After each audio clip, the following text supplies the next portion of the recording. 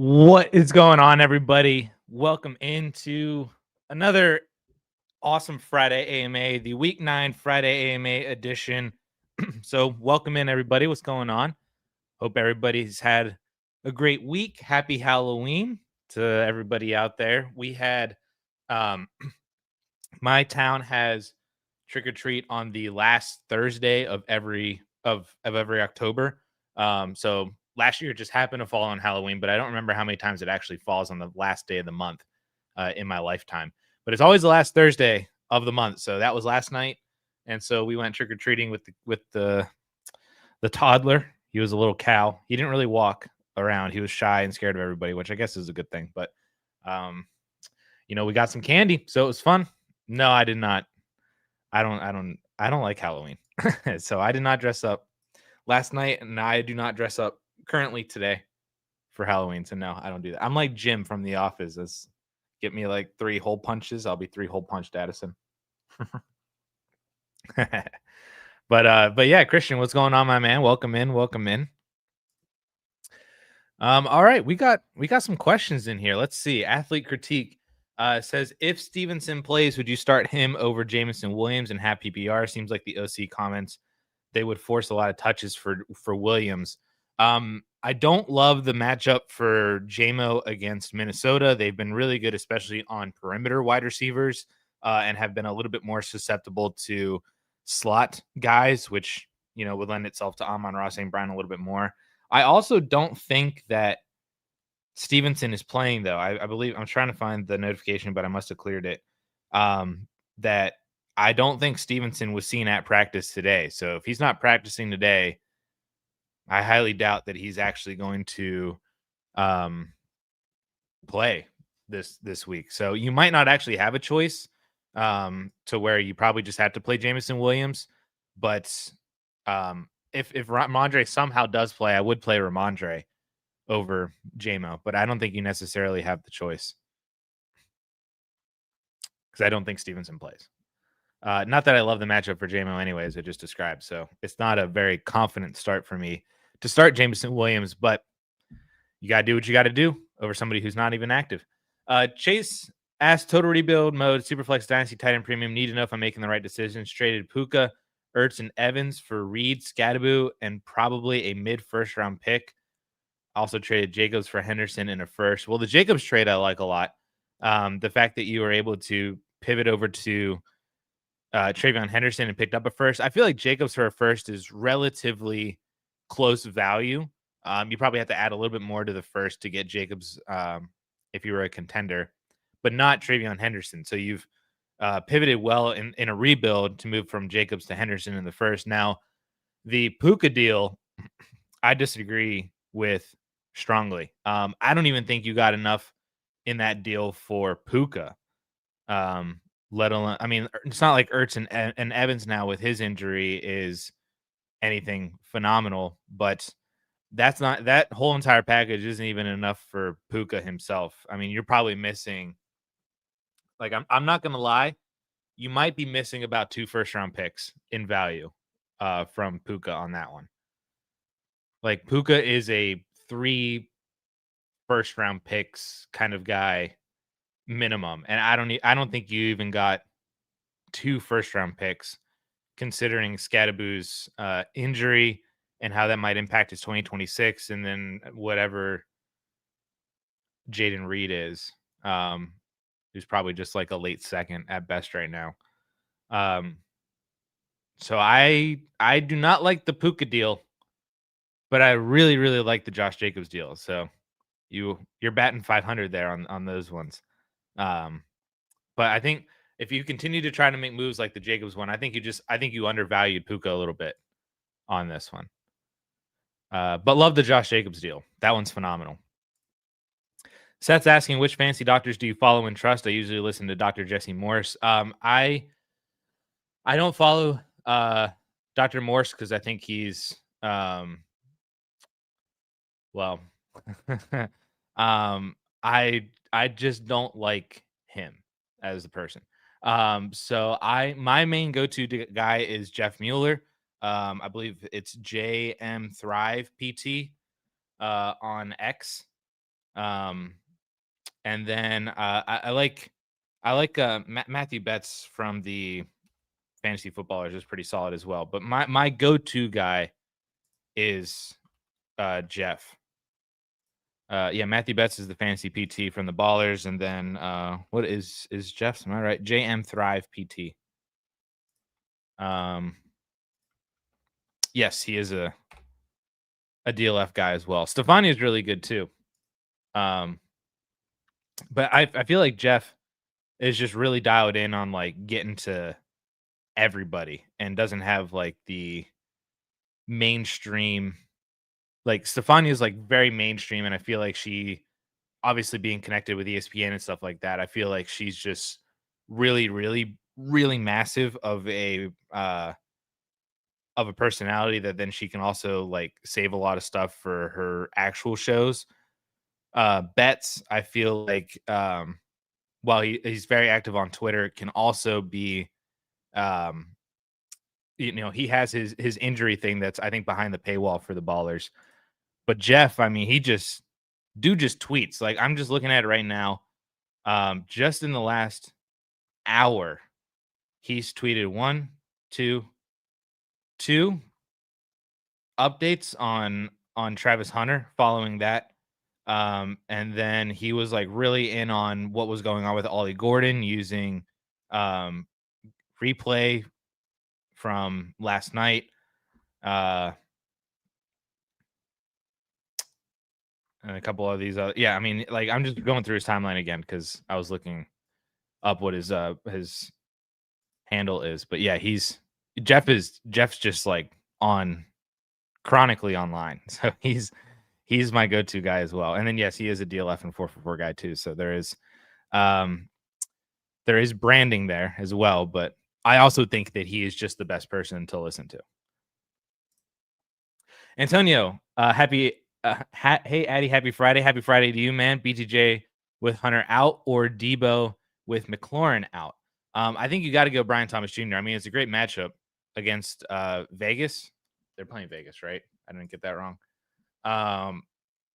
To where, yeah, BTJ is wide receiver 17 for Paulson right now, and I don't even know if that includes updates. Oh, it does. He did take Hunter out already. He's Pacific time, so he was on that quick. Um, so he's got BTJ at wide receiver 17. He's got Debo at wide receiver 23. They are separated by a point and a half in half PPR formats. And I would also go with Brian Thomas Jr. The matchup's a lot better with BTJ against Vegas versus Debo against Seattle. And BTJ, I think, is just a better player. So hopefully this is kind of something that can help get him going to where we had maybe hoped that if BTJ was kind of banged up a little bit, that would help get Travis Hunter going off the bye week. And now Hunter's the one that's actually hurting out. So that flips to where if BTJ is healthy enough that he can get going without Travis Hunter there. But really, the main wide receiver one for Jacksonville, as we all know, is Parker Washington. So, um, and yes, Travis Hunter is droppable in redraft. The initial reports that I'm seeing they asked Cohen if Travis Hunter would be available in January, like if they were able to make like a playoff run for Jacksonville, and it Cohen said I have no idea. So that sounds like he's done. And the difficult part of this too, I think, with Travis Hunter is that if he's going to be out for 4 weeks, so that's 9, 10, 11, 12. I think they also have a bye week in there, if I'm not mistaken. Oh no, they're past their bye week. This is past week. Never mind. What am I saying? I literally just said that. 9, 10, 11, 12. And then if he's eligible to come back in week 13, then that's like right in there for the fantasy playoffs. Are you going to trust Travis Hunter going into your fantasy playoffs, coming right back off of a non-contact injury? I don't think I can. And that's even assuming that he's back at the earliest possible date. So like I personally think that Travis Hunter is droppable. And if you have an IR spot, if you want to stash him, you don't have anybody else, then sure. If you don't have an IR spot, I would just drop Travis Hunter and pick up somebody else. Um, So that's where I'm at with Hunter and redraft. Chase with the $5 super chat. Thank you so much, man. That's what I thought. No one will give me more than a first and a +1 in the whole league. I'm not justifying my trade. I should have just kept them. Yeah, I mean, when you're rebuilding, I understand that it feels like you have to make so many different moves and like you can't keep anybody or something like that. But like the game of dynasty is always about market values and specifically tied to your league. Because like I could sit here and I could say, well, I'm looking at 90 different leagues where I can right now go buy Christian McCaffrey for a mid to late first round pick. But if the person in your league says, I can't sell Christian McCaffrey for that, I got to sell him for 2 firsts. This is just an example. It's not. But he's like, I'm only selling him for 2 firsts. I'm not selling him for just a mid to late first right now. Then that's what the price is in your league. Everything that I could say about you should be able to go buy McCaffrey for this. This other person was able to buy McCaffrey for this, blah, blah, blah. None of that matters because the only person who is driving value in your league is the person who actually has him. And the same thing is in the reverse, where the only person or the only people driving value for your specific players are the people in your league willing to trade for your players. But there is, it's not me saying that you should be just trading away Puka Nakua for the best possible offer that you can get if that offer is a 50% discount on what his consensus value should be. That's where you should probably hold on to him. For a player like Puka Nakua, different players have different I don't know, like it depends on whether or not you should take that kind of discount for different players, depending on who they are. Puka is not one of those players. Mike Evans might be one of those players where if you just want to get rid of him because you don't know he might retire at the end of the year, you can at least get something for him. Um, especially as a rebuilder, you could justify taking a little bit of a hit because he's not all that valuable. But Puka is immensely valuable. So that's it is very league dependent with how market values are structured and what people are going to be willing to pay for or sell players away for in your specific league. So you always got to keep that in mind. But yeah, you definitely didn't have to move Puka, but I'll follow it in line with what my guy Russ Fisher always says, Dynasty Outhouse. The best way to make up for a bad trade is by going and making another trade. That's a good trade for you. And so I think you've also done that with that Josh Jacobs deal. I think that was phenomenal. So I love that one, and that can help make up for some of the lost value of the Jacobs trade or the Puka trade. And then if you draft really well, then that could be something where you find whoever next year's Emeka Ibuka is, and then you've kind of saved yourself from a lost deal. That's more difficult to do, but if you're able to do it, that's something that can help make up for lost value in a separate trade. So yeah, I don't like the Puka deal, and it seems like you didn't either. To where you probably the best move was to have kept him, but that's in the past, so you got to move forward and you got to do the next right thing, and then the next right thing and the next right thing for your lineup moving forward. And yeah, we'll have to draft really well, so we'll have to make sure that we get you a really good rookie there in 2026 with that pick. And if the other pick, the Josh Jacobs one, is a 2026 pick too, we'll get you 2 really good rookies, hopefully. But thank you for the $5 super chat, man. Well, we'll get you on the right track for this rebuild for sure. And then you'll just look back and be like, imagine if I had kept Puka, I would have been a championship winning team 1 year earlier instead of winning it in 2028. I'll have won it in 2027 or something like that. That's where we'll get you. All right. Where did I leave off here? Do I accept an offer of BTJ in a mid first for Jonathan Taylor, currently at 6-2? Genty, Warren, Hunt, Hendo would be my reigning running backs. Confident would still make the playoffs this year, but move would solidify super team. Man, BTJ in a mid 27 first. That is a great deal to sell Jonathan Taylor.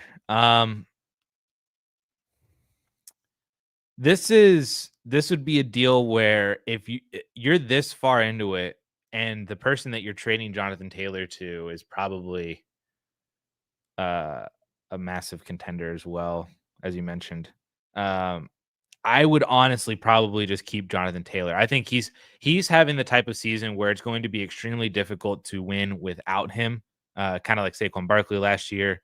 Or to where if you're going to win a championship this year, I'm okay losing dynasty value, projected dynasty value by not accepting a deal. Like I would probably not do this on the reverse. If I had BTJ in a mid first and I was 6-2, I probably would not be trying to go buy Jonathan Taylor with that. But the fact that you have Jonathan Taylor and you're 6-2, I think I'm okay keeping JT, rejecting the trade, and trying to win the championship with Jonathan Taylor because and you know, I could give you a handful of different reasons why you should do this from a dynasty standpoint and take the BTJ side. But at the end of the day, we are still just trying to win championships, right? And I think that you just have better odds of winning a championship now and maybe next year with Jonathan Taylor as your RB1/RB2 with Ashton Genty rather than taking on BTJ and a mid 27 first. So I'll keep Jonathan Taylor here and go win a championship. Mike, in one quarterback not contending, hold or trade Jameson Williams. I would love to trade Jameson Williams. I feel like I've said that for like 3 years now.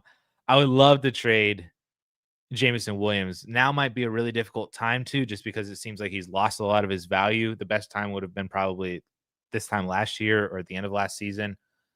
But I would love to, if you can still somehow get a first round pick for Jameson Williams, I would do that in a heartbeat. I would probably be willing to take an early second for Jameson Williams. Or if better yet, if you could use him and package him with Jaden Daniels will play this weekend. That's great. If you can use JMO and if you want to package JMO and Marvin Harrison Jr., does that get you into the the Ibuka range? If you believe that much more in Ibuka than Marvin Harrison Jr., does that get you up to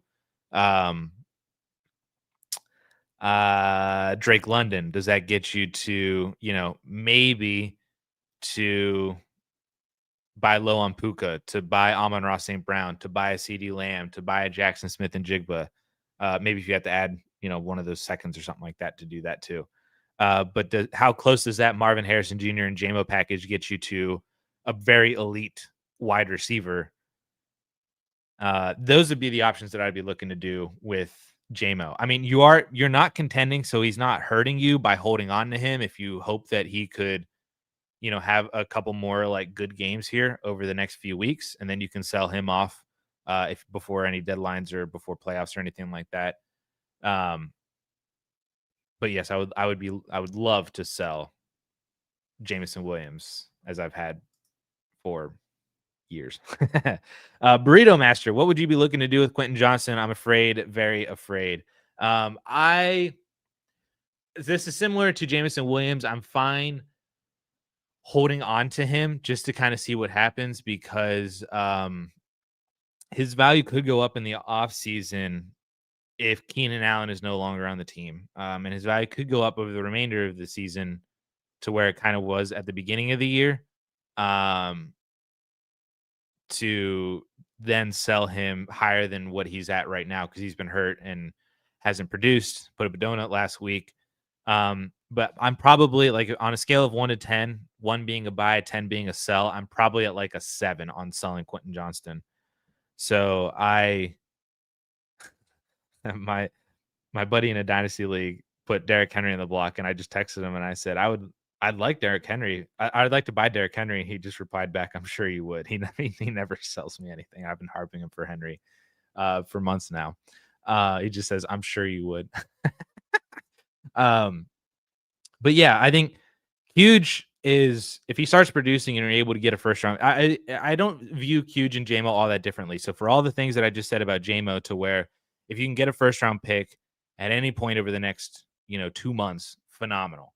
I'd probably be willing to sell him for an early second, or if you could package him with another wide receiver to then get a really big upgrade up into an elite tier of receivers, I would love to do that too. So I don't view Huge and JMO all that differently. And they're both more of a sell for me than anything. But I am okay holding on to them to see if the value will go back up with any production over the next few weeks leading into December fantasy playoffs. Trade deadlines coming up here soon if you have them in Dynasty. They're pretty similar. So I treat them similarly as sells if you can sell them for good value, but solid holds if you want to hold on to them still. Believe in Steven, rebuilder, and he's got the Watcher as his avatar. That's awesome. Rebuilder in an 8-team season one, 8-team start. I'm assuming that's 10 or 11. Full PPR, no tight end premium. Should I down tier from Bowers? And if so, who? I have Bowers fan, but want another tight end prospect. Sinnott, Theo, Strange, Barner, or Jatavion Sanders. I don't see the reason why you should be down tiering from Brock Bowers. I mean, do you go to Warren or McBride? But I don't know what you would get on top of that to really make that move beneficial to you. Brock Bowers is still my dynasty tight end one, and his value has honestly probably never been lower compared to where he was at just because of the injury. So I mean, you could, but like I'm not going from Bowers down to Kraft or down to Pitts or like I love Aronde Gadsden, but I probably wouldn't down tier from Bowers to Aronde Gadsden. I mean, it's still Brock Bowers. He's just been hurt and hasn't played well when he's tried to play through the injury. So I think Bowers is just a really good asset to hold on to, even as a rebuilder. And especially with the fact that it's an 8 team that you are going you need to have an elite tight end, like even more so in an 8-team league. Because there's only 8 started tight ends every single week. And I think it's just a really rough game to play if you don't have a player like Brock Bowers. I mean, Fannin is really good, but it's still Brock Bowers. Of the tight end prospects that you gave, I think Brenton Strange is the most interesting of them, followed by maybe Theo Johnson, then Sanders, then Sinnott. I mean, Barner's fine, but I don't think he has like true top 10 upside. So I would hold on to Brock Bowers. I think that's just where I'm at. There's no reason to sell him right now. And you probably won't even get Brock Bowers' price for him because he hasn't been playing. So, asking for a friend, would you spend 2 seconds on Kamani? It's rough out there. I probably wouldn't spend. I don't even think Kamani Vidal is worth a second. I mean, you might have another month of without Amari and Hampton, but I don't think Vidal is worth paying a second for. So no, I would not spend a second, let alone 2 seconds on Kamani Vidal. There's better running backs that you can get that actually have longevity that will actually give you production in 2026 or for longer into December than Kamani Vidal with the price of 2 second-round picks. And maybe your league is just weird like that, but like those 2 seconds could go. You could add to them and then go get another running back as well, and so rather than just spending them on somebody who's not going to be a starter in a month. I think you got to pivot from Travis Hunter on contenders. I mean, Travis Hunter is a really good buy for contenders right now. if you're able to convert some of your depth over into Travis Hunter, it's one of the best ways to try to continue building on building out an actual dynasty team. It would have been like why, as a contender, you would have bought Rashee Rice last year. Not to say that Travis Hunter is Rashee Rice right now, or that he's done anything close to what Rice has done in his career outside of that one game before the bye last week, but a highly touted prospect who everybody thought could take over as the wide receiver one post bye week. If you're able to sneak in there, if Travis Hunter was on another contender and you're able to give up a very win now piece for Travis Hunter to somebody else who thought that they could maybe have some production in Hunter, I would do that. Like if you had Keenan Allen, what do you got to add to Keenan Allen to go get Travis Hunter? If you have like a Khalil Shakir or a Wan'Dale Robinson or Jamison Williams or Quentin Johnston or anybody like that, Xavier Worthy, even like if you could just move off of some kind of wide receiver or a very win now wide receiver to go get Travis Hunter, even as a contender, I would be loving to do that. Because that's and if he hits in 2026, like if he, not to say that he would hit on like ultimate, like my peak ceiling comp for Travis Hunter was Odell Beckham Jr. Not saying that he's going to hit OBJ, but if he's a 13 to 14 point per game kind of wide receiver moving forward for the next couple of years, maybe has a spike 16 point per game season in like 27 or 28. I mean, that's going to be massively helpful for you as the current crop of 26, 27-year-olds start to kind of turn over and Travis Hunter gets back up to where he's, like I said, a potential 16 point per game kind of wide receiver, age 24, 25. That's how you just keep the train rolling as a contender by making moves like that. So I don't disagree that if you had Travis Hunter, that depending on who you got back, it could be beneficial for you to move on from him. But I also think as a contender, obviously he's a great buy for rebuilders, but as a contender, if you could try to take advantage of somebody else, reeling from the news that he's not going to be playing for the rest of the year, I would try to see if you can swoop in and get him cheaper. Would you play Travion if Ramondre doesn't play over guys like Diggs or Keenan Allen or BTJ? I would over Diggs and Keenan. I probably would not over Brian Thomas Jr. because there's going to be some shenanigans that Mike Vrabel is going to be playing this Terrell Jennings dude for like 50% of snaps. So I don't think if Ramondre is out, I don't think Travion is all of a sudden like an 80+% kind of snap guy. He could be, but I just don't think he will. And I don't think Vrabel wants that at all. But I think he's a better play just from the explosiveness and touch factor than Diggs and Keenan. Like if you give Travion, we'll say 3 or 4 receptions and another 8 carries. So he has like 12 touches this week with Ramondre out. Diggs or Keenan might also get 3 or 4 receptions or 5 or whatever. To where they're kind of similar already, but like BTJ, I think just without Travis Hunter this week against the Raiders, with his upside, I think is just a lot better than a Diggs or Keenan, and would also be better than Travion Henderson. Like BTJ could have 8+ receptions this week. So I'd play BTJ over Travion, but I'd play Travion over Diggs and Keenan.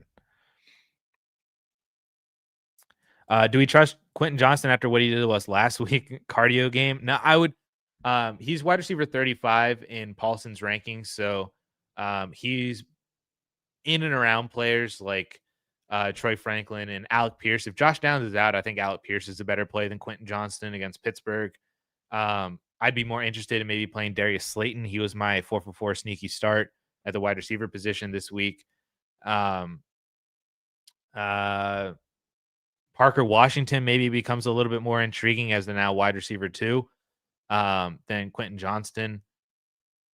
But he's also behind players like Trey Tucker and JMO and Juwan Jennings, Romeo Dobbs, Khalil Shakir, Wan'Dale, Keenan and Diggs. So like you probably have better options than Quentin Johnston. So all this to say, I don't really trust them. They're also playing Tennessee, which you would think game script wise, I mean, it may not matter because of how often LA throws. You would think game script wise, though, there would be fewer targets to go around. And then whenever you spread those out between now 4 people by including a Rondé Gadsden in there, I don't think I really trust Quentin Johnston all that much outside of maybe if he finds the end zone. Um, so no, I guess I don't really trust him this week. And we'll just have to continue to reevaluate that every single week moving forward. I think you either have a better option or maybe a more interesting option if you're kind of hoping for a big play or hoping for a touchdown or anything like that. Rashid Shaheed might be another name. I might consider playing Shaheed over Quentin Johnston, especially in a more positive game script, a more pass heavy game script against the Rams. The Rams defense is technically worse in adjusted fantasy points allowed than Tennessee. Kayshon Boutte, maybe. Guys like that. Do you think Tootin has a second half breakout and takes over ETN the second half of the season? I don't think he overtakes ETN. So no, I would put the odds of that as not low, not like really low, but like I would put the odds at like sub 40% that Bayshal Tootin just completely takes over. Than over ETN. I mean, ETN's still getting a bunch of work. It hasn't really worked out, and Jacksonville hasn't really been in game scripts to have ETN play well, but ETN is still getting a lot of the work. And I still think that Travis Etienne at this moment is a better running back than Bayshal Tootin. So no, I would not project Tootin to overtake Travis Etienne.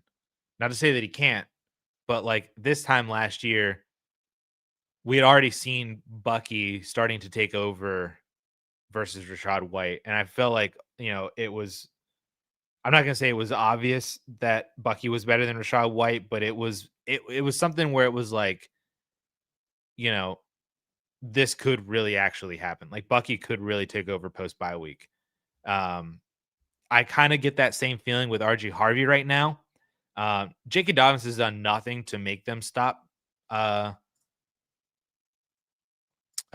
using him or giving him a lot of work. But RJ Harvey's also looked really good. And that 3 touchdown game, I wonder if that's going to be something that helps Sean Payton trust him a little bit more with a bigger workload. So RJ Harvey, I think, is more of the second half breakout than Bayshal Tootin.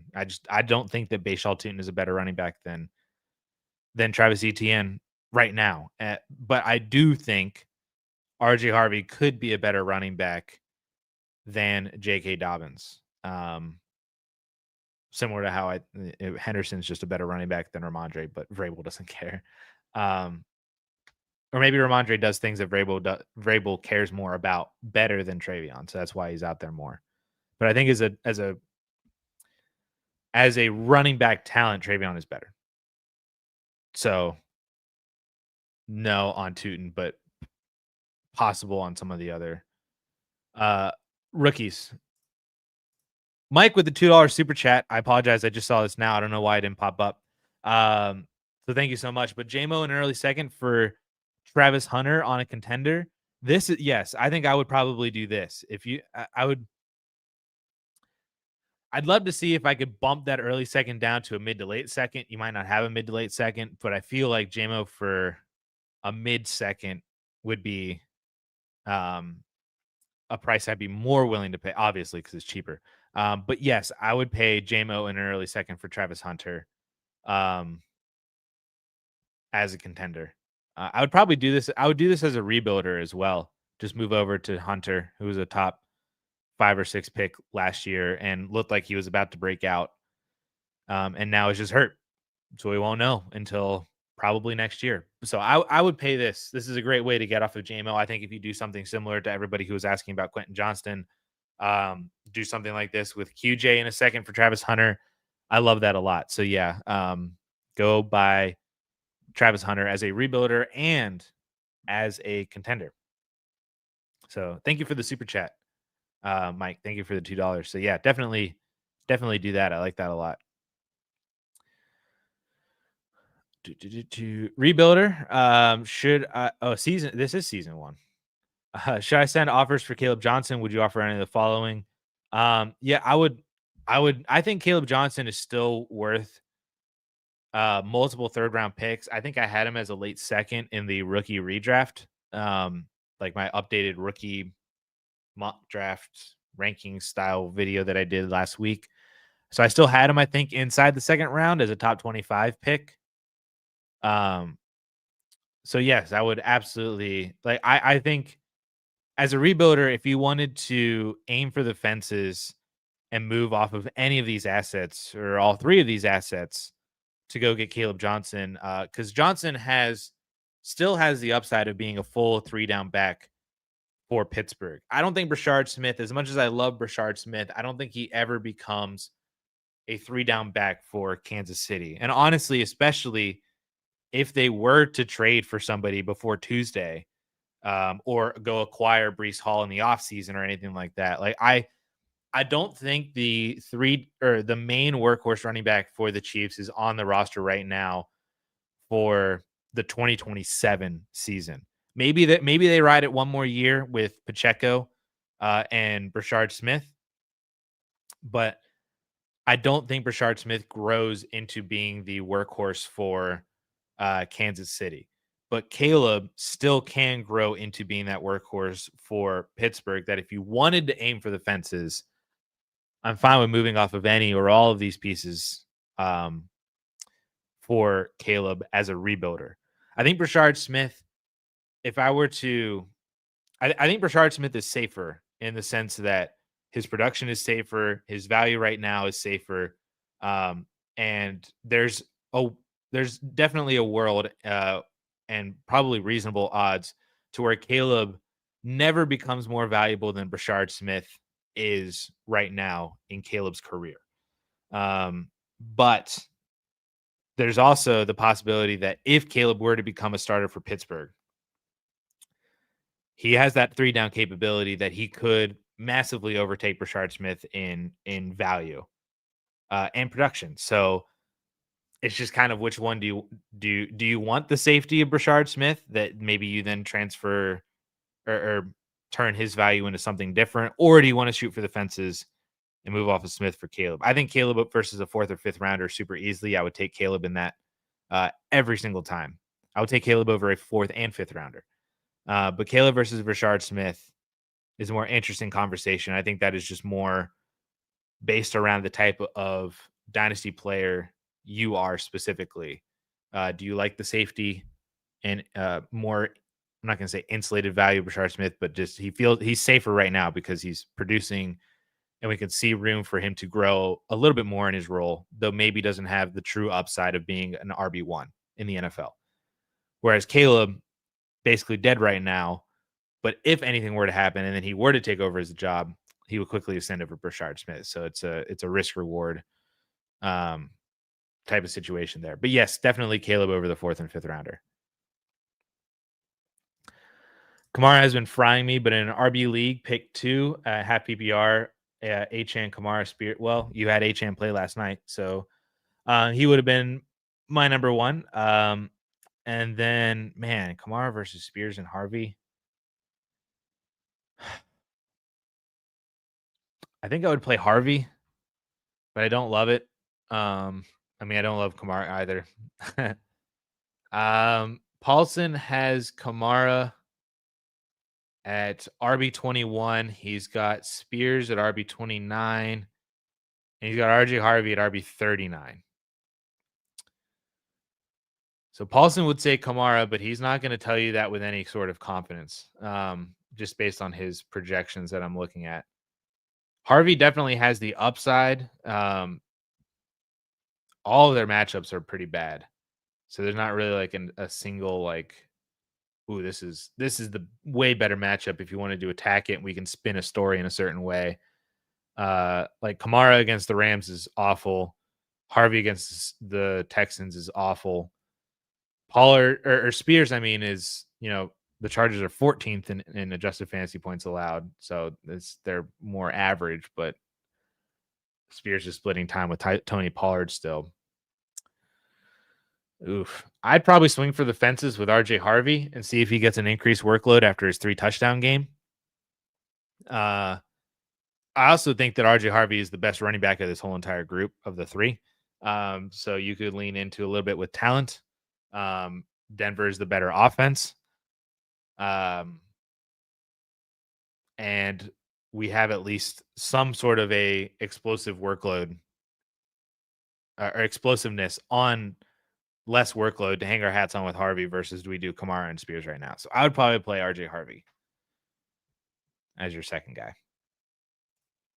Start Sutton or Tracy in a full PPR. I would go with Tyrone Tracy.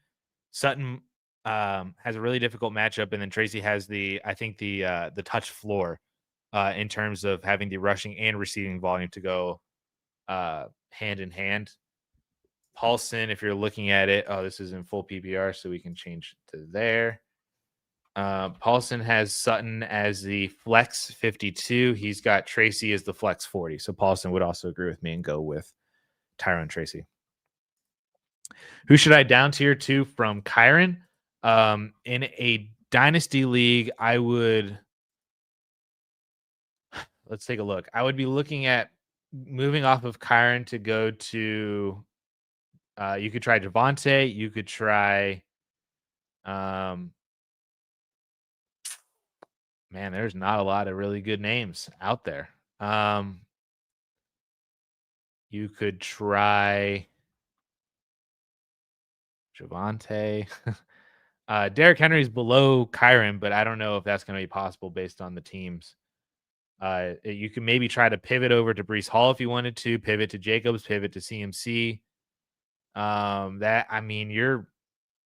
assuming if you're competing with Kyron, and again, this is in a dynasty perspective, so I don't know if this is this could be more in a redraft or not. I'm not sure. But from a dynasty perspective, Kyron's in a really rough situation to where, as a contender, to where it really doesn't feel like it makes sense to move down from him because you're going to get somebody with less production, less workload, less security, maybe as well because of Kyron's contract.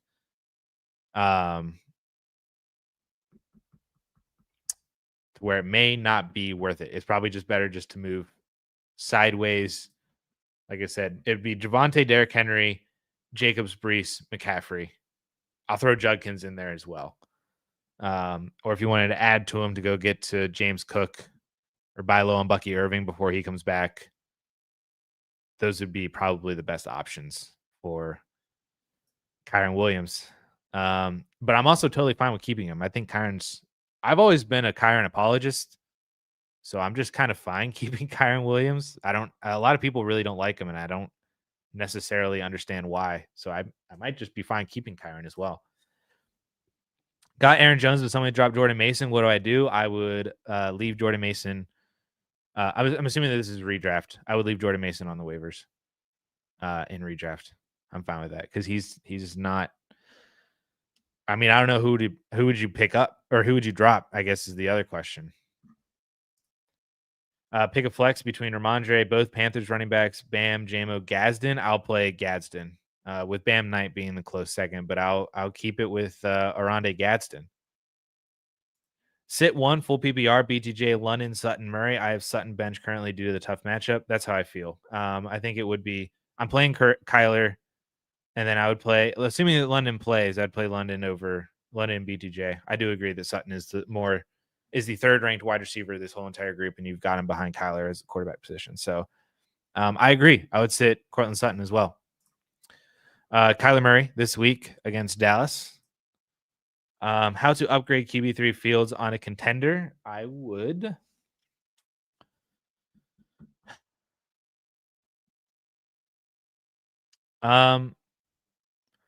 Well, I mean, you don't got to upgrade to anybody massive. Like an upgrade off of Justin Fields could just mean moving over to Stafford, side grading to Rodgers for the rest of the year. Maybe you try to buy a JJ McCarthy or a Michael Penix just to see if you've got some upside there. Like pivoting or upgrading from Justin Fields doesn't have to be upgrading to a great other quarterback, especially because you have May and Love, who you're never going to sit Drake May. and Jordan Love is really good as your QB2. So, I mean, like, does Fields and Ayuk get you to one of the quarterbacks that I just named?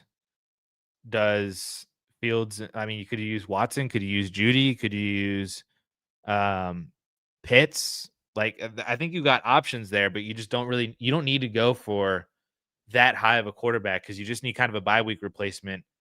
And then I would like to have a little bit of a longevity or at least some upside to where if they do kind of hit, then maybe you know, scrape the cream off and then just, trade down from that hit quarterback to another kind of QB3 type and then get a value bump somewhere else or an upgrade at a different position. So those are probably the moves that I'd be looking to make with moving off of Fields to, one of the quarterbacks that I just kind of named in Rodgers, Stafford, Penix, McCarthy. Maybe you throw Cam Ward in there. Like you don't got to move to Dak or Goff for maybe buy low on Brock Purdy. That could be fun. I like Brock Purdy a lot. He might be cheap too. Um, uh, maybe Darnold, maybe T-Law, maybe. Um,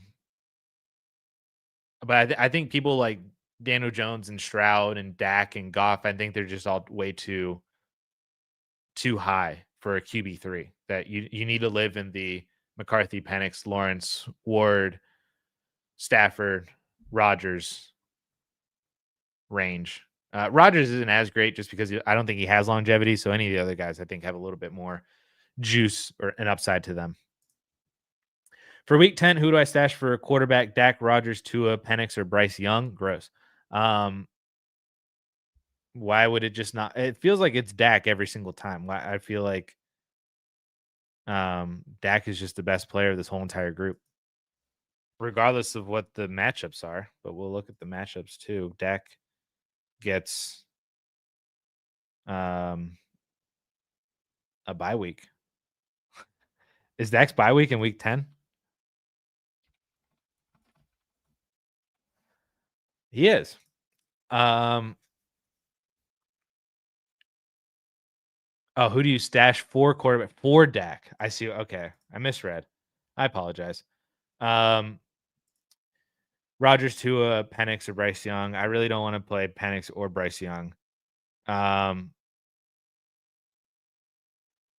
Who's the other one? Rodgers and Tua. Rodgers gets the Chargers. Tua gets the Bills. I would probably go. I don't want to play Penix. Bryce Young gets the Saints, but I don't love that matchup either. I'd probably go with Rodgers of this group against the Chargers. I don't love the matchup, but at least you might have a potential for a higher scoring game. And Rodgers is the best quarterback of this whole entire group. So for this Hunter injury, I believe he was going to take over as a wide receiver one. He might have. Hunter might have over BTJ, but now it's BTJ again. Week 10, who you stashing? Defense, Bucks, Eagles, Browns, Steelers. Well, let's look at the not the Bucks. They play the Patriots. The Eagles play the Packers. Don't want to stash them. The Browns play the Jets. There you go. There's your answer. Browns. Browns are a great defense, and they get the bad matchup. So I'll stash the Browns. Someone just offered me Gazin and Jennings for Hunter. Oh no.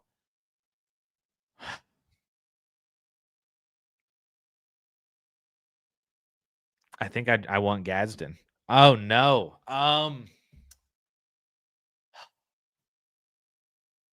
Gadsden and Jennings for Hunter.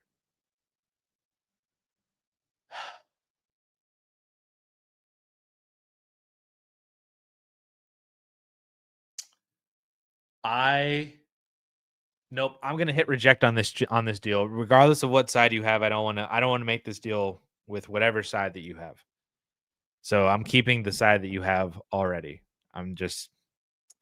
Sometimes you just got to say no to a deal just because you don't know what to do, and sometimes just say no, and that's how I feel about this one. That's another Russ Fisher. He'll just say no. What happened to the trade sos with Russ? We just kind of agreed to end it, and then Russ moved away from DLF as well. So I think he's focusing primarily on fantasy cares right now because he's massive into all the Scott Fishbowl stuff. They do giveaways for fantasy cares and everything. So Russ is doing tremendous work over on that side, and I think that's where he was being pulled to from a fantasy standpoint. So he just shifted over onto there, and we just shut down the trade show.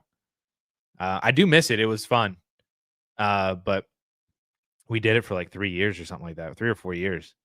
It was a long time, but just um decided to move in different directions. Believe in Steven Rebuilder, full PPR. What should I offer for Travis Hunter? Is it a bad idea if I already have BTJ? No, I already traded away. Most win now guys most likely would offer picks. If you're offering picks for Travis Hunter, I would love to buy him for less than a first round pick. So it's multiple seconds or something like that. Or if you have something of somewhat of a note worthy player and a pick for Travis Hunter, that would be where I would go with. I wouldn't pay. If you're a rebuilder, I love buying Travis Hunter, but this is kind of similar to like where it would make sense for a rebuilder to go buy Malik Neighbors, but if you're consolidating multiple first round picks as a rebuilder to go buy Malik Neighbors, that might not be the best usage of your assets. So it feels similar to me here, where I think Travis Hunter's worth the first round pick, but as a rebuilder, I probably don't want to go that far. I think the first is a little bit more valuable as a rebuilder, especially. Is this the? Well, let me see.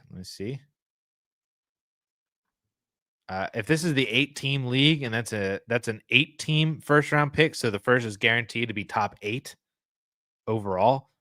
I would rather have the top 8 pick than Travis Hunter right now. But seconds like that would be much more in line, I think, to buy Travis Hunter as a rebuilder.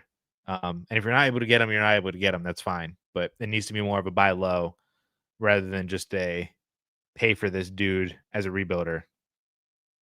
That's why rebuilding trades trades to buy players as rebuilder are sometimes really weird, because I just don't think it makes the best sense to consolidate assets unless you're that close as a rebuilder. But if it's a multi-year rebuild, I think I value the picks a lot more, me personally.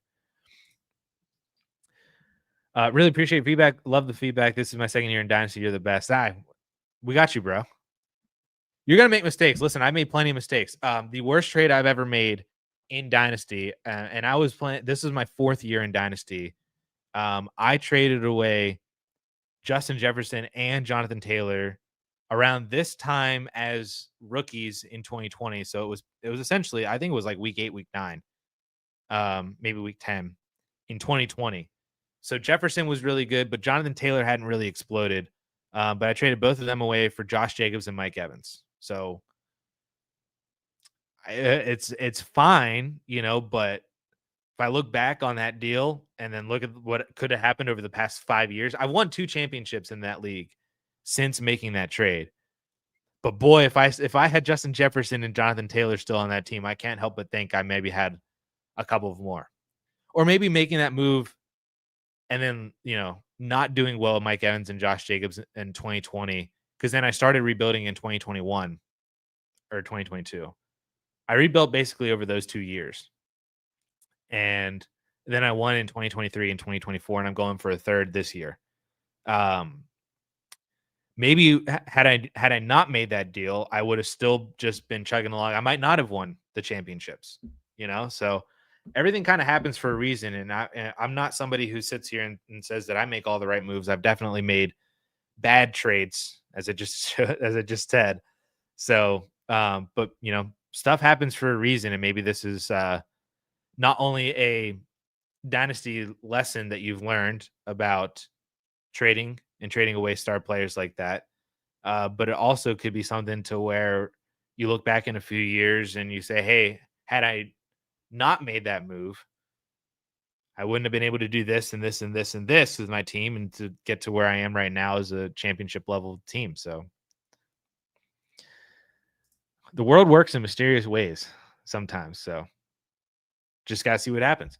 Mustang just got Rice 27 first, 28 first, and 26 for Bijan and Waddle, 4-4 team that keeps getting beat up. Anyways, where do you predict Rice goes in startups? I got Bijan and Rice really close. I also had Bijan and Rice really close. I believe I remember talking to you about this, and that was what was going through my head, was that Bijan and Rice are super close to where then selling Waddle for 2 firsts, and I think that was a 26 second, was more of a win. Or if you just say that Waddle for a first and second, and then Bijan for Rice and a first, I mean, those are big wins.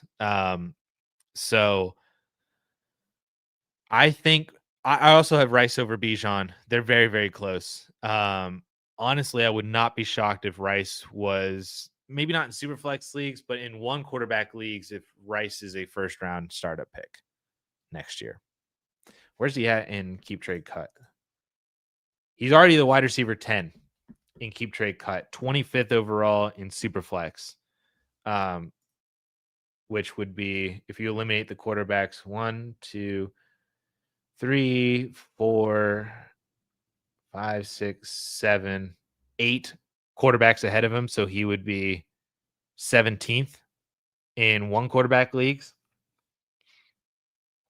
So yeah, that's for him to then climb up another 5-ish spots in one quarterback. I don't think is all that impossible, considering that he is behind right now, like Jonathan Taylor. I could see when we get into the offseason, I don't think anybody's going to draft Jonathan Taylor over Rashee Rice, given JT is now 27 years old.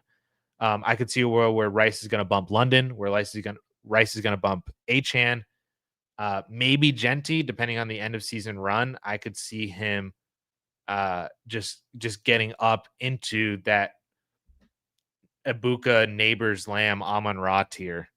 I mean, maybe Rice passes Ibuka by the end of the year. I don't know. I mean, it could be possible. To where, yeah, maybe he's not like on paper in the top 12 in one quarterback, but he is essentially valued as such through tier-based drafting. So yeah, I mean, I think Rice and Bijan are really close. That's probably, considering that Bijan is the overall non-quarterback, like the best overall asset in dynasty and non-quarterback in one quarterback leagues. He's the 101 on keep trade cut right now, which I don't agree with. I would have like 5 or 6 wide receivers above Bijan Robinson personally. So that's why I think they're really close. But even like I just mentioned, Waddle for a first and a second, and then Bijan for Rice and a first. That it's so easy to take the Rice side on that one, for sure. Why am I not getting? I'm not getting the notifications for. I got to keep looking over at my stars section because it auto stars them, but I usually get a notification on the top that's like, you just got a new super chat. So Eric, I am so sorry, man. I did not see this pop up 15 minutes ago. So I apologize. I've gone 15 minutes without answering your super chat. So thank you so much for the $2 super chat. So as a contender, are we sending Scadaboo for Javonte? I think as a contender that I think I would probably send Scadaboo for Javonte Williams. I think Scadaboo is obviously the better dynasty player, but at the end of the day, they're both running backs, and Scadaboo's coming off of a tremendously horrible injury that's highly going to impact his 2026 season as well. Javonte is only playing on a 1-year deal, and maybe Dallas doesn't sign him again. I don't know. To where if Javonte were to sign somewhere else, a la Rico Dowdle, that probably isn't a great thing for Javonte Williams. But if you needed Javonte to be, your RB2 as a contender, I would send Scadaboo away for Javonte Williams. It's close though, to where I would love to see what your other running backs are, like who they are, or if Javonte's gonna, if Scadaboo was your flex and Javonte was is going to replace Scadaboo in your flex over insert wide receiver here. I'd love to see what your team. All good. I appreciate you, man. What is your? I would love to see what your team looks like, because there is, I think, a world where um you win without Javonte anyway. Like, just because you lost Scadaboo doesn't mean that you need to fully replace him, or that Javonte is a significantly better piece in your starting lineup than your current flex or RB2. Um, then you just hold on to Scadaboo for dynasty purposes. That's what I would be curious on, is if Javonte is going to make a big enough impact in your starting lineup over who you're already starting instead of Scadaboo, that you could win without paying for Javonte, and you keep Scadaboo. That's what I would be curious on.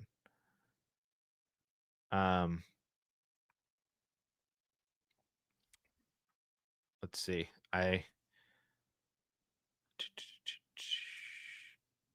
gonna keep scrolling back because you might be typing out what your team is and everything like that. Let me see if there's any. Yeah, my RBs are. Your time. I'll come back down, Eric. We'll see. I think I have a quick. Yeah, Caleb in a second or Emeka Ibuka. I would take Emeka Ibuka in this one.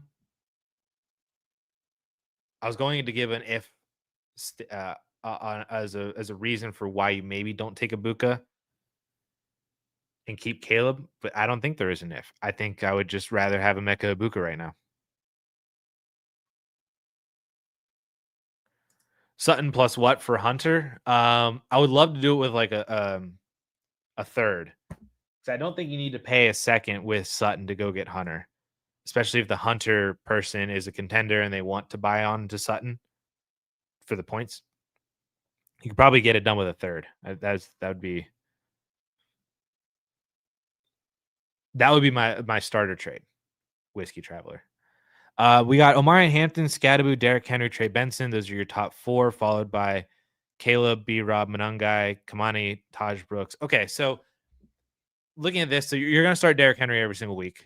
And he's passes by, so you're good there. Kamani Vidal, you have Kamani Vidal and Omari Hampton, so well done there. That you have essentially the Chargers RB1 for the remainder of the year. So you got Vidal up until Omari Hampton comes back, and then Hampton whenever he's back.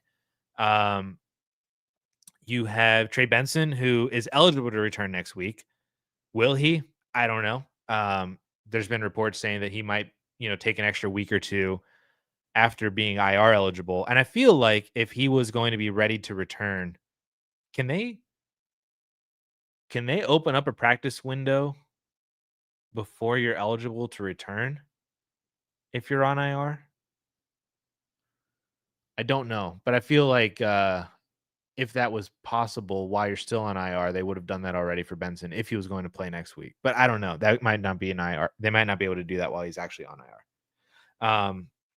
Yeah, I don't believe so. Yeah, I don't actually think now when I said that out loud, I actually don't think that you can do that.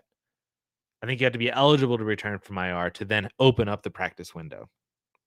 And then you have to play within 3 weeks of that practice window being opened.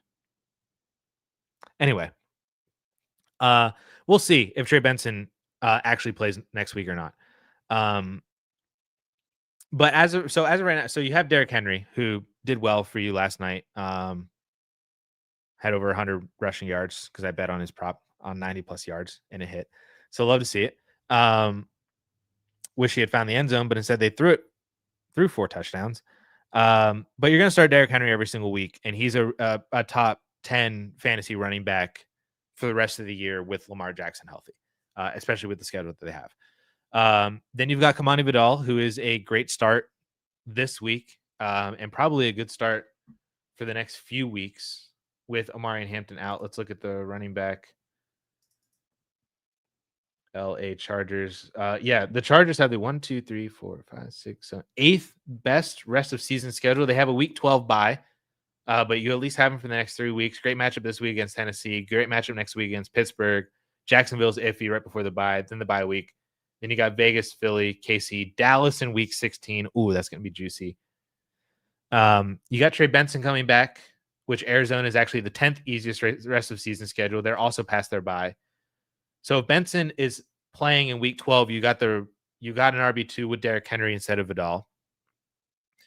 Monongai could be interesting as a what is he kind of situation. B-Rob, if McCaffrey were to ever get hurt, B-Rob would be a great start as well. I don't think you need to trade for Javonte Williams. I mean, I understand why. And, my initial reaction was, yeah, I think I would trade Scatterby for Javonte, but I don't know if you need to. I don't know. Could you just buy Javonte with picks, or do you have a I don't know what your wide receiver room looks like, but I think you can get by. You've got Derrick Henry for the rest of the year. You got Kamani Vidal for the next 3 weeks, and then Amari and Hampton after the fact. So you always have an RB2 starter outside of week 12, where then you would hopefully be starting Trey Benson. And where's Chicago? Chicago gets Pittsburgh that week. So Monongai could also be in play as just hopefully something happens if Trey Benson is not healthy and not active in week 12 for Vidal. Yeah. Maybe I don't. Yeah, that's where I would love to play Javonte Williams as your RB2, but I also don't think that you need him because you got Derrick Henry, then you've got Chargers RB1, you've got Trey Benson coming back here soon, you got upside handcuffs, and I'll call Monongai an upside handcuff for now. You got B-Rob as an upside handcuff as potential starters if something were to happen over the next 8 weeks. I don't think he can win all the running back points if he can start 4 running backs with Benson back.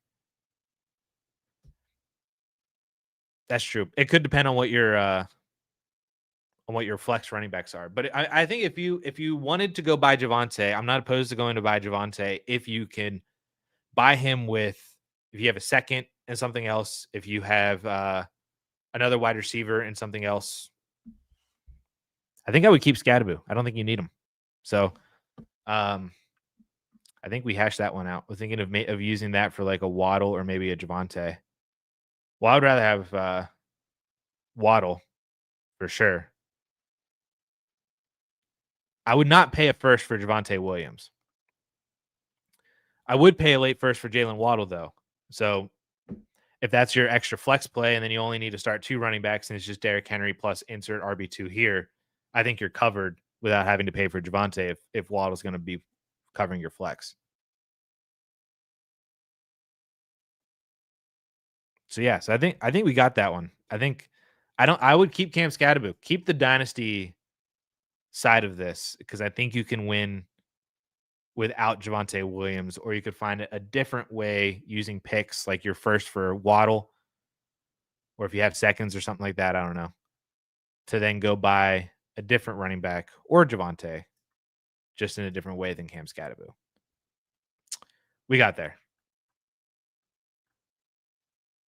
And thank you for the super chat as well. And sorry I didn't get to it when you initially sent it.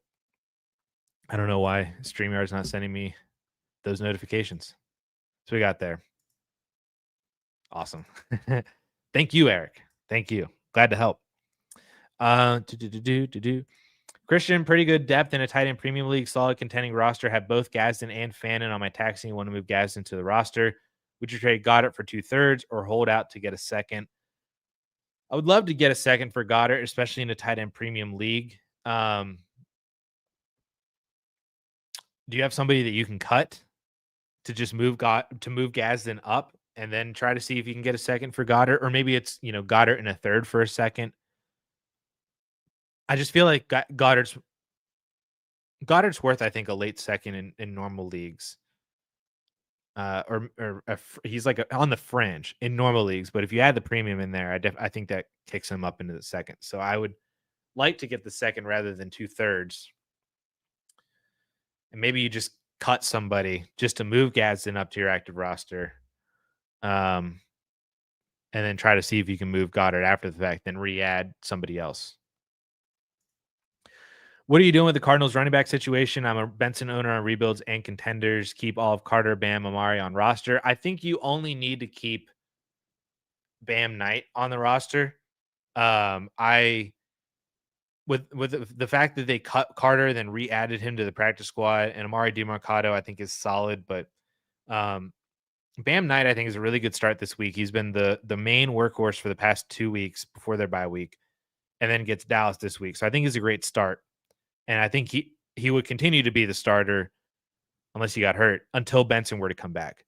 So if there are better options on waiver wires out there, I'm fine cutting Carter and Amari DeMarcado and then only keeping Bam Knight until Benson comes back.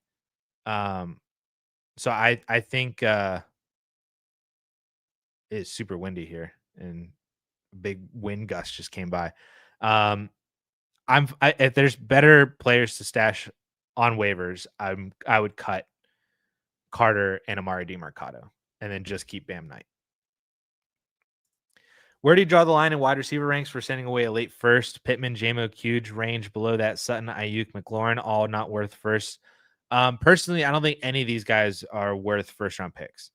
So if I were to look at the wide receiver rankings on Keep Trade Cut, now I disagree a little bit with some of the overall, like the specific order that Keep Trade Cut has these guys in, but so wide receiver 18 is Marvin Harrison Jr. He's worth the first. I do think Travis Hunter's worth the first. I still think AJ Brown is worth the first. But then, so we've gotten a wide receiver 20 on Keep Trade Cut. Now, when we get into this weird range of like NFL wide receiver twos, so this is like Higgins, Addison, Devonta Smith. Olave's a wide receiver 1, but he produces weirdly. Waddle, I think Waddle is worth the first. So I would actually have Waddle at the top of this whole entire list. He might even be above AJ Brown. He probably is above AJ Brown for me in my personal rankings and above Travis Hunter. So Waddle is the one guy that I just completely disagree with his current Keep Trade Cut ranking right now, to where I would have him inside the top 20. He is worth a first round pick. I think Chris Olave is quote unquote worth a first round pick. I don't think I would pay a first round pick for Chris Olave, but I think his value is right there. I think that is similar. That is a similar situation with Higgins, Addison, Smith, Worthy, and Flowers, where I think they are quote unquote worth first round picks, but I would not pay first round picks. But if I was selling them, I would be actively trying to get to that first rounder, but I would not pay a first for them. And then after that, you get to the Pearsall, Golden, Huge, Pittman, JMO, Sutton, Adams, McLaurin. I don't think any of those guys are worth first round picks. So that's kind of where I draw the line, in and around wide receiver 20-ish for me. And all these guys are below it. So I would not send away a late 26 first for any of these wide receivers right now. Nor any of the other wide receivers I named in Higgins, Addison, Olave, Smith, Worthy, Flowers. But I would for Waddle. And I don't think you'd, assuming that you're trying to compete, I don't think you'd spend a late 26 first for Hunter. I don't think you need to as well. So yeah. So that's where I draw the line. I only have the early second, but I could switch out an early second for. I mean, if you could do that, that'd be phenomenal. So JMO, this was JMO and Booty for Hunter. I would love that way more. Ramondre Stevenson will not play on Sunday. No other Patriots will carry injury designations heading into the game versus the Falcons. All right, Ramondre is officially out.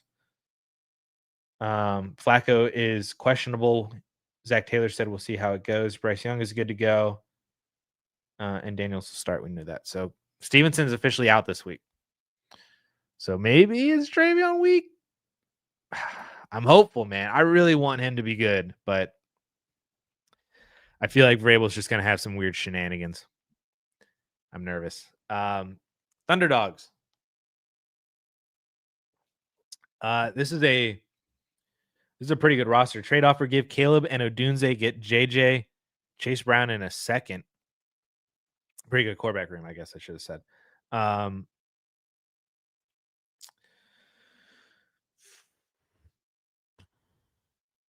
I would.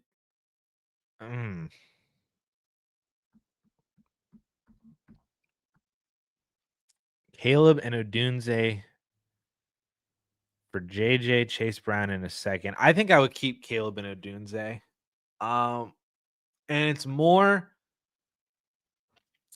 because I think that Chase Brown in the second are kind of dragging down the Justin Jefferson side a little bit. I get that you definitely need to add assets or pieces to the Justin Jefferson side to move Caleb and Odunze, but I feel like if it was just like one punchier, better person than Chase Brown in a second, or like I wouldn't add more. So like essentially, I think the main issue with this is that there's not enough strength on the JJ side behind Justin Jefferson to where them being like, oh, you're missing another third. So like Chase in a second and a third will get the deal done. No, I think Chase Brown in a second need to be either just one better piece and the second, or one better piece and Chase Brown, or Chase and the second need to individually just be one better piece, like to where it's JJ in a first or something like that. Or if it was a better running back in a second, or Chase Brown and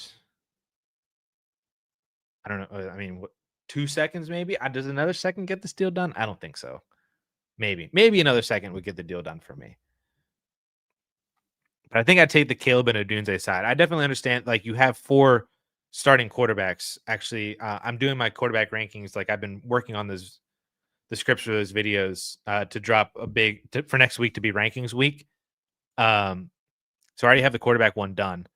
And Caleb and Purdy you have 4 top 15 quarterbacks in my rankings right now with Caleb and Purdy, and then Mac Jones is just kind of. But when you have the QB 1/2 in Josh Allen and another top 10 in Dart, and then 2 top 15s in Caleb and Purdy, I understand trying to move off of one. I just don't think this is the right deal for that. Not enough strength behind the Justin Jefferson side, and not enough to where, like I said, I wouldn't just be like, tack on a third, tack on another player, tack on like I feel like the Chase Brown second need to be reworked a little bit. Need to start 2 of the following this week: Huge, Gadsden, Moore, Booty, Jordan Mason. Which 2 do you think? Me personally, I would play Gadsden and DJ Moore. Where's Paulson? Gadsden's flex 51. Quentin Johnston is flex 67. DJ Moore is flex 60. Booty is flex 90, and I doubt Jordan Mason's even lower than that. So Paulson would say not huge. Gadsden for sure. Gadsden and DJ Moore were his 2, with QJ after that. But yeah, 2 Gadsden and DJ Moore. Quick, I got to know. I traded ETN and Kittle. Have Tyler Warren. Nice for Brees. Did I just mess up? I'm 6-2. Have Javonte and Genty starting running backs. No, I don't think you messed up. I think this works in either dynasty or redraft, to be honest with you. Redraft, I think it's a little bit more expensive, but in a dynasty landscape, I think that this is nice for to move off of the age of George Kittle, especially as a kind of superfluous asset in your roster if you already have Tyler Warren, and the age / what is he moving forwardness of ETN. Brees has some, what is he moving forward aspect as well. But I honestly, I don't mind it. So I think I would take. I like it personally from both sides. I think the other person probably needed a starting tight end, and then was like, well, there's not much of a difference between Brees and ETN. So where I get George Kittle, then I like this from both sides. I think this was just a good trade on both sides, and I feel like I don't say that enough. So, well done for you, Jeffrey. Then well done to the other person as well. It's a win-win for both teams, which is one of the best types of trades to make. Connor, happy Friday once again. Addison, happy Friday to you. Rebuilding team, would you rather have an early 26 first and a second, or Wandale, JMO? No, I would rather have the first and the second. I thought maybe when I looked at this really closely that was a Waddle JMO in 2 seconds, but even then, I'd rather have the early first and second than that whole entire pack. I'd rather have the first than that whole entire package. It doesn't even need to have the second on it. Just give me the first round pick. And then with that, I know it is early, but who are you most excited about in the 2020 class right now? Lemon, Tyson, and Love look great. Yeah, so Love, especially, he's RB1. He's probably 1.01 right now, with Jordan Tyson being wide receiver 1 and 102 soon after. I'm not super excited about really any of the quarterback. Like I have uh, I had a lot of excitement for John Mateer, and I still do really like John Mateer, but my excitement for him as like he is massively undervalued. We need to be attacked. Like John Mateer is QB1 in this class. He's going to prove everybody like why he's worth a top 10, top 5 NFL draft pick. He's going to be so good, blah, blah, blah. I've cooled on that kind of excitement. I still really, really like John Mateer. And I think that he could be kind of like this year's Jackson Dart for me. But in a class, like if that is the QB1 of this class, I don't know how I feel about that. Like I like Fernando Mendoza. I like Mayava out of USC. I'm interested in Ty Simpson out of Alabama. But outside of that, I just really don't care about, like, I don't really care about Beck. I don't care about Klubnik. I don't care about Drew Aller. I don't care about Garrett Nussmeier. That's essentially it. Like, I don't have a lot of excitement for this quarterback class from a super flex standpoint. Wide receivers, Mekhi Lemon is pretty good. So this is after Jordan and Tyson. I don't know. Mekhi Lemon is good because he's finally getting production, so we'd like to see that. Carnell Tate. I was like blanking on what his name was. I was like the OSC kid. Carnell Tate. I'm gonna be. I don't know how I'm gonna view Carnell Tate in draft season. I'm wondering if I'm gonna try to avoid him, but then he has such really good, like he's a very, very good wide receiver. His tape is phenomenal to where he's going to fall for me somewhere between being Matthew Golden or Jameson Williams or Jalen Waddle. He's going to be somewhere in there as a prospect, and I'm going to have to try to be as accurate as possible with, do I fade Carnell Tate like I did Matthew Golden and like I did Jameson Williams? I also faded Jalen Waddle, but as I have improved the marker system since, Waddle actually ended up popping in my marker system as a player that we should have gone after. It's the PFF numbers, I think, specifically highlighted Jalen Waddle as a really, really great prospect who just did not have the production and then had an injury in his final year that really limited his production. So I'm wondering if I'm going to lean towards Carnell Tate more as a Jalen Waddle type of player versus a Matthew Golden type of player. That's what I'm hoping ends up happening. Because I'm watching Ohio State, and of course, I don't know if Trax is in here, but man, we are going to get throttled this week. I'm a Penn State fan. It's Ohio State week. We are going to get throttled, man. So I'm going to get a nice, good close-up look at Carnell Tate this weekend. And that is not going to be fun at all for me. But yeah, that's essentially those are, I think, are the top guys. I have an interest in Concepcion. I'm interested in him at the wide receiver position. Nick Harbor, like, had really good numbers coming into the year in my early preview of the market system, but the dude just does not know how to play football. He is like Xavier Legette 2.0. I'm just so. Running backs, I don't love Nick Singleton as much. Again, Penn State fan. I've waned on him so much. I really, really like Justice Haynes. Like, I think I'm at this point right now with Justin Haynes of where I was at with Amari and Hampton last year, and I'm wondering if everybody else in the community is going to bounce back. I know a lot of people really like Justice Haynes, but like this time last year, I had a top 5 rookie pick that I was like, I'm drafting Amari and Hampton with that pick. I already knew in one of my leagues. And I'm that same way with Justice Haynes, to where like if I don't have a top 3 or 4 pick, Justice Haynes is my pick. I like CJ Baxter a lot. I don't know if he declares. Jaden Ott, I like a lot. And then why can't I think of the Darius Taylor? I was like the Minnesota kid. I think Darius Taylor is really interesting as well. So that was just kind of the super quick but not quick like overview of. Oh, you answered that question for me. Or did I? I scrolled down to see what people, if anybody was saying anything. Yeah, but I knew Trax. I knew you were hiding in the corners, waiting. You were waiting to say something about how bad tomorrow is going to be. Jonah Coleman.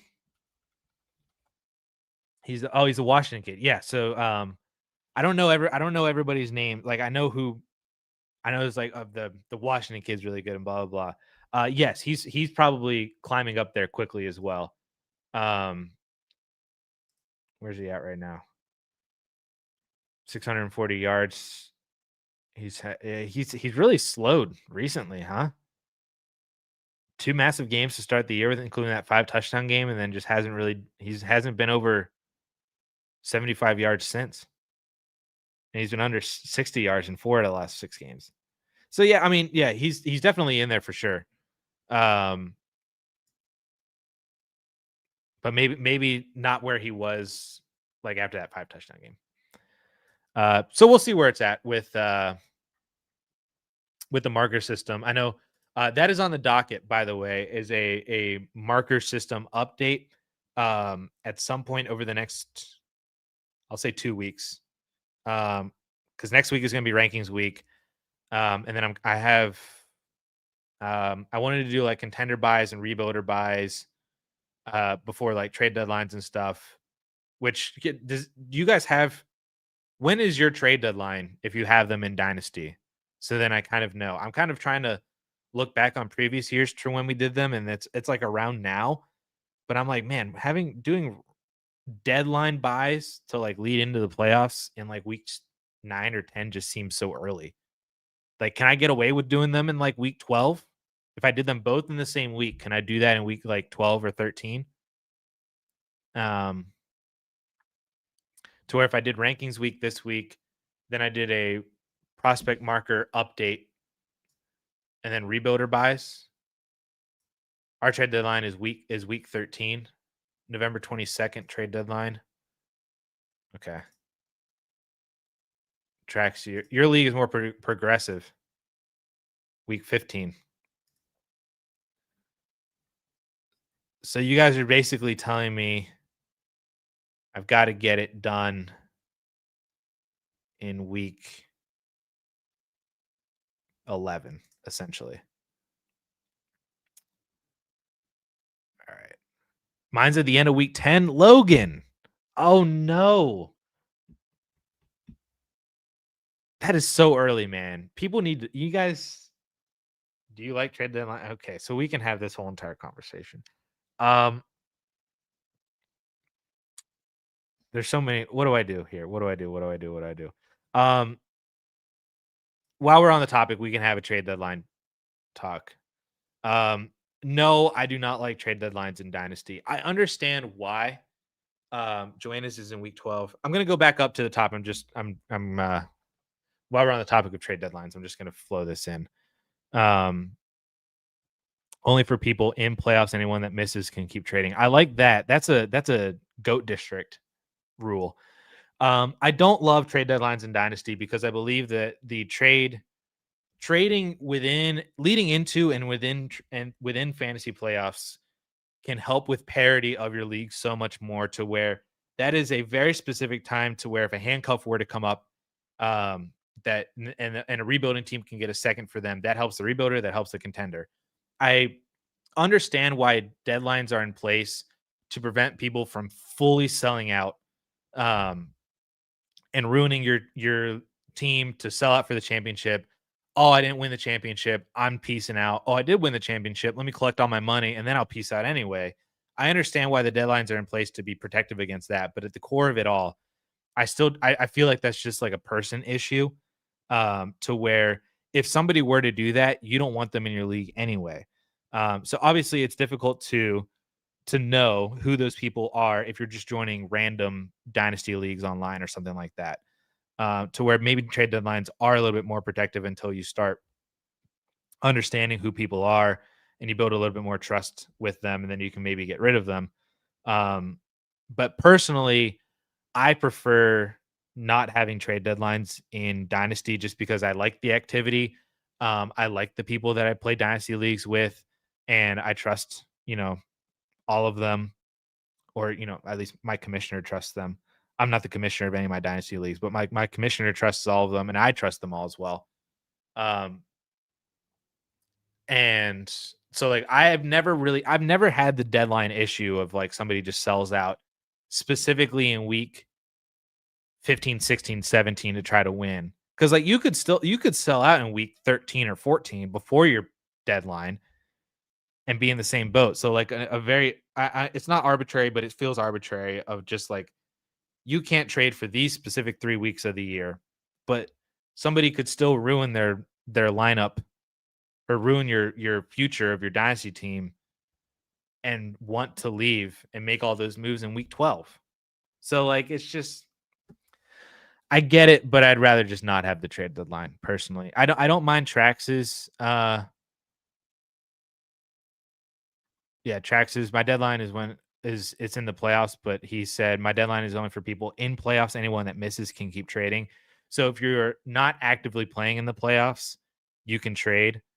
I don't mind that, but I also think that that takes away the core reason why why I like no deadlines is because it allows rebuilding teams to trade with competing teams who are still in the playoffs.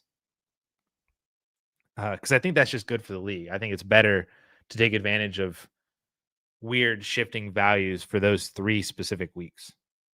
Um, so that's why, like, and low key, honestly, most of the time, it's happened to me, and I've seen it happen to other people. When you make deals to just try to improve your starting lineup for one specific week, we are just so bad at predicting production that sometimes that comes back and bites you in the butt. You trade for and you trade for Christian McCaffrey in week 16 to win your semifinals, right? And then Christian McCaffrey puts up 5 fantasy points and you lose. I've seen that happen so many times, man. So many times. So it's just low key. I feel like that stuff like that, like that's the world works in weird ways, and I've seen that happen a lot. So it's just kind of funny. It's not like that happens every single time, but it's all, sometimes it just happens like that and it's weird. It is weird. All right, back up to the top of where we were. It seems like there's a lot of praise for the first half of the 2026 class, but not much depth in the second half of the first. Do we anticipate that perception changing? I think this usually happens every year. What happens is that we get into February and March, and we're really digging into these rookies, and we identify a lot of players that we really really like, and we start saying, if this guy is a day 2 pick, if this guy's a day 2 pick, if this guy sneaks into day 1, if this specific team drafts this player, blah blah blah blah, we make up all of these scenarios as to why 15 players could be really, really good draft picks in like the second round. And you see it all the time. Every single year, it's like clockwork.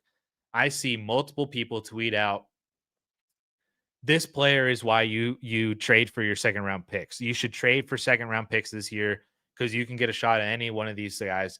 Trade for seconds, trade for seconds, trade for seconds. And then every single year, the NFL draft kills so many players because this player falls to day 3. This player goes to this player gets Zach Charbonnet and he's drafted, to a team that already has a great running back or something like that. This wide receiver goes to another circumstance just like that. These 3 people, they fell to day 3 and now they're backups. Like they're backups to a backup.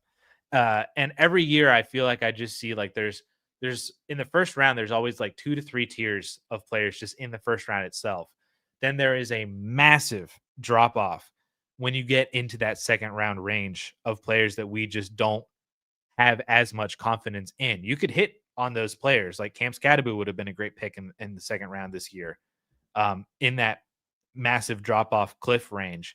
But you also could have drafted, Kyle Williams, like me. And I told everybody else to draft Kyle Williams. You could have drafted Harold Fannin. You could have drafted Rondé Gadsden super late. Like there's always going to be players that you can find certain spots that are, not actually massive drop offs in talent, but there's always tiers like that. So I think 2026 already coming into this season, I was of the belief that I was in agreement where 2026 seemed to have a strong, maybe 8 to 10 players, just kind of depended on some of the quarterbacks and some of the like who's declaring and all that kind of stuff.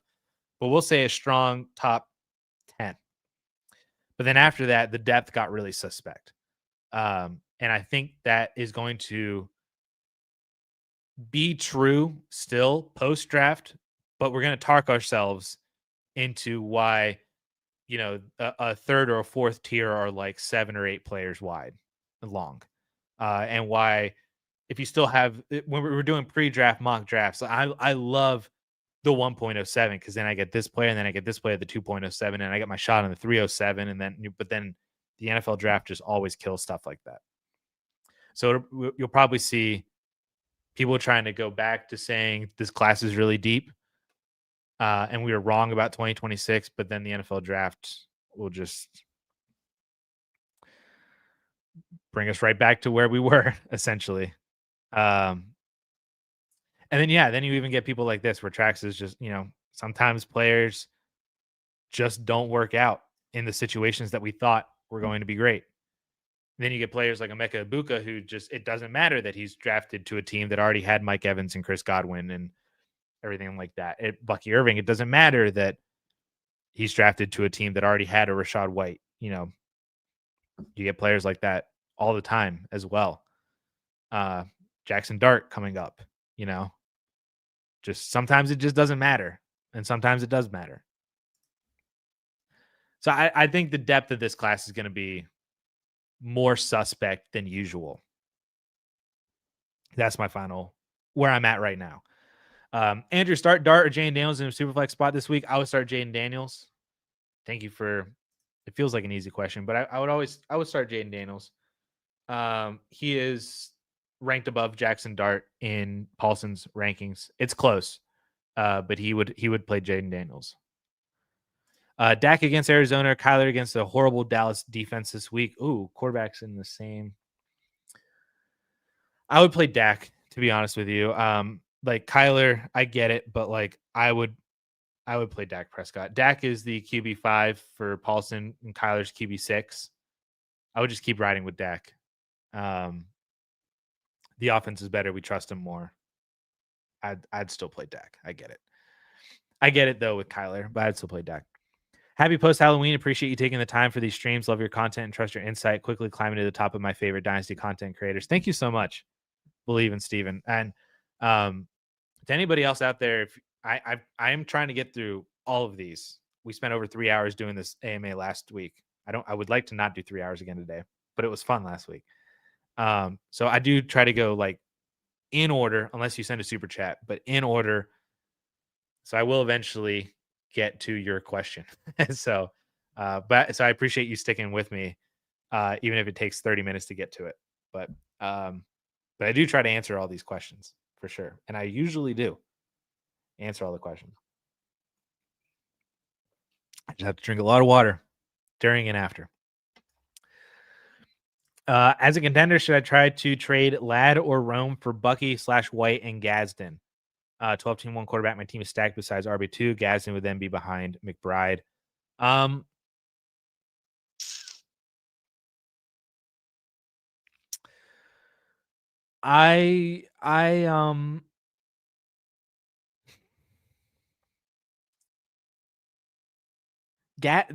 Gadsden being behind McBride sounds like you don't need Gadsden.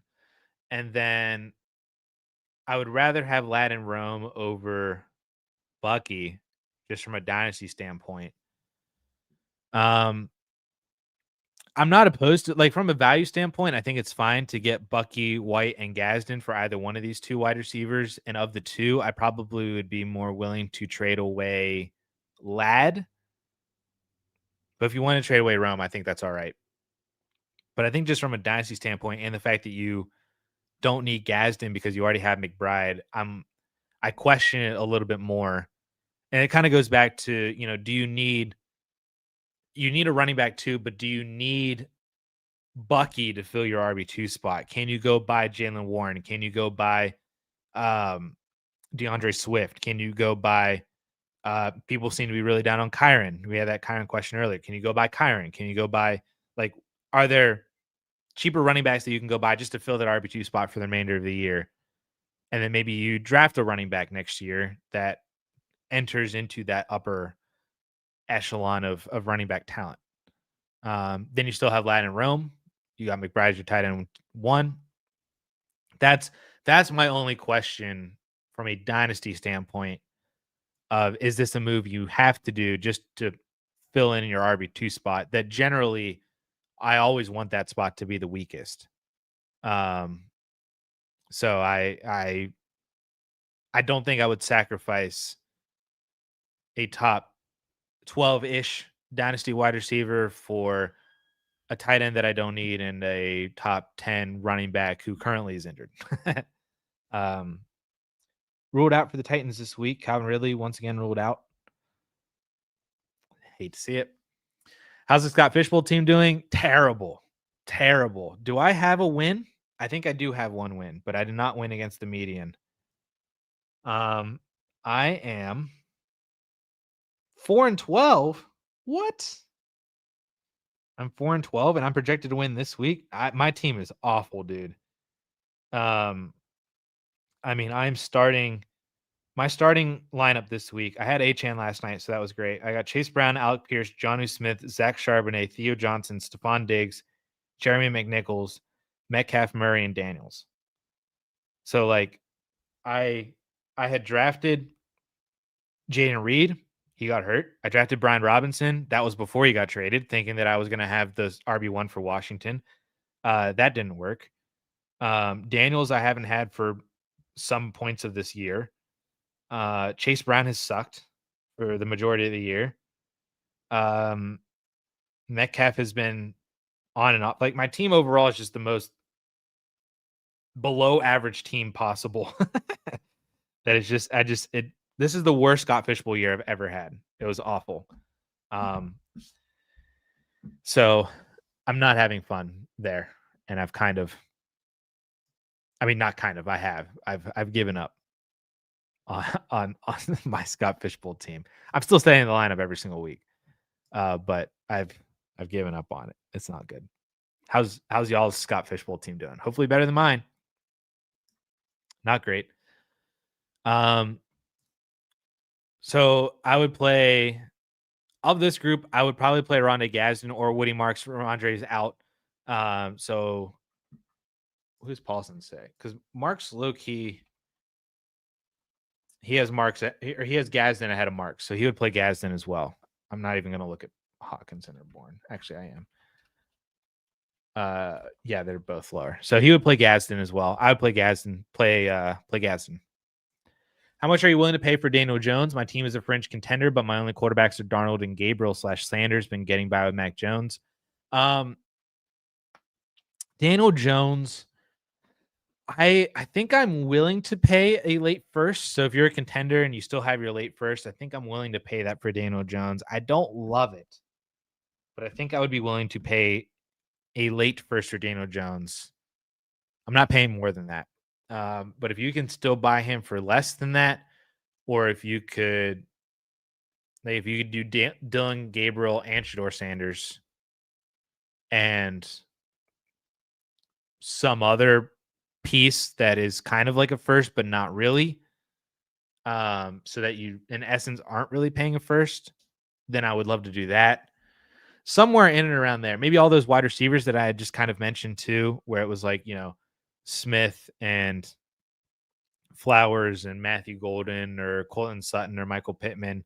maybe not those guys because those are win now pieces. Man, but someone like that for Daniel Jones to where it kind of feels like you're paying a first, but again, you're not. Um, then that's what I would like to pay for Daniel Jones. But if you still have your late first, I'd probably do it. But again, I just don't love it. But I mean, he's phenomenal. It's just it's still, at the end of the day, it's still Daniel Jones. Like I was scripting out that quarterback rankings video, and I have him in the top 18, but I'm like, it's still Daniel Jones. Like 7 or 8 weeks of his production currently does not outweigh all the other badness that we saw in New York. So obviously his situation is vastly improved and different and everything like that, and he's producing well because of it. But it's still Daniel Jones. So that's where I'm at right now with him. Joanna, hi Addison. Is Parker Washington fantasy relevant now? And have you heard anything about Maffa? I heard he's only training on the side. That's the same thing that I've heard about Phil Maffa. Man, I would love to get him activated for a game. It would be phenomenal if he actually could do that. Yeah, there hasn't been anything. I was trying to see just on Google if anything has happened. And it is not. That's essentially what I've heard the same thing.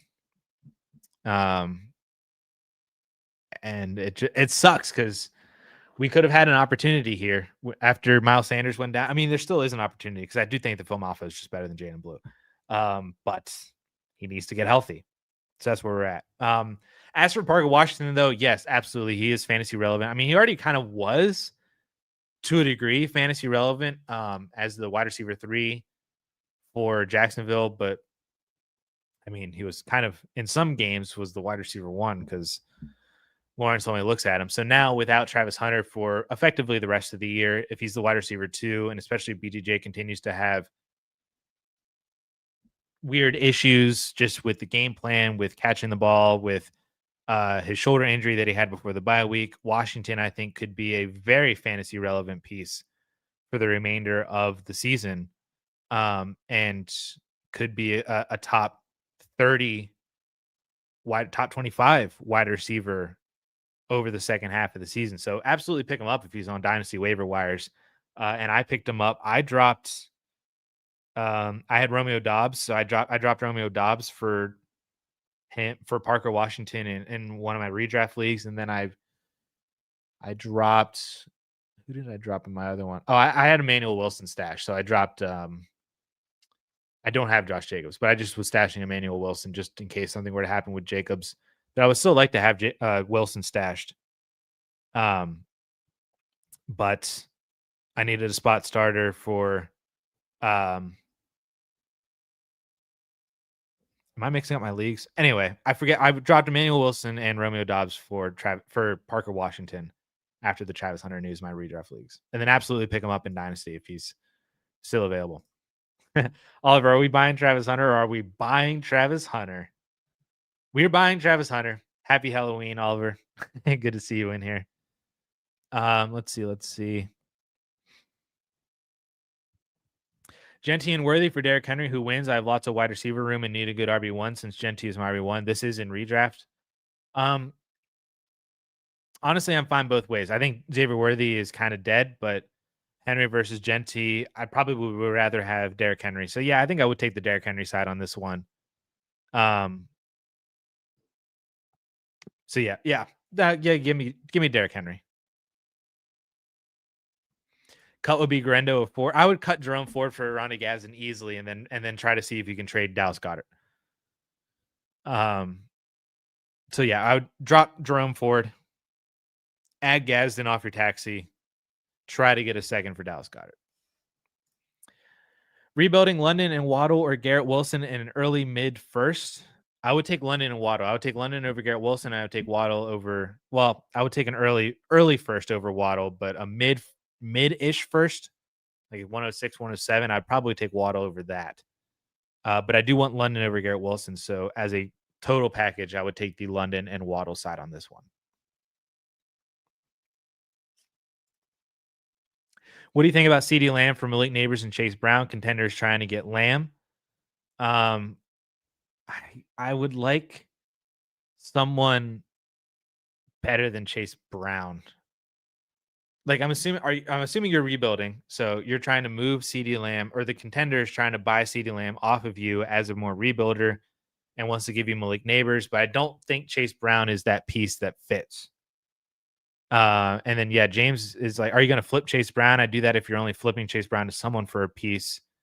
Um, this is where I agree, where it's just like I don't think Chase Brown is the best asset for you. I think it fills a piece like Chase Brown. I think fills this gap if you're rebuilding, um, but I don't think Brown is the exact right piece. You're trying to fit the puzzle, and you thought that piece was going to fit. I don't think it necessarily fits. I think the other one is scattered somewhere over there, maybe fell on the floor. No, I'm just, um, but I think if you can get, even if it was just a second, Malik Neighbors in a second, Malik Neighbors in some different long-term piece.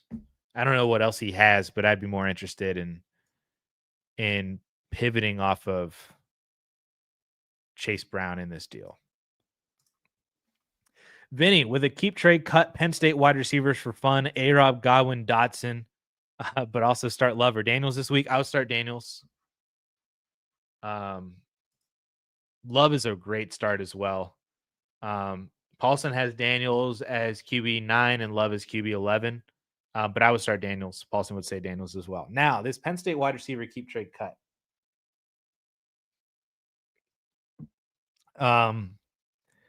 So I'm going to take this from a Penn State, like what they did and like who they were as receivers at Penn State, right?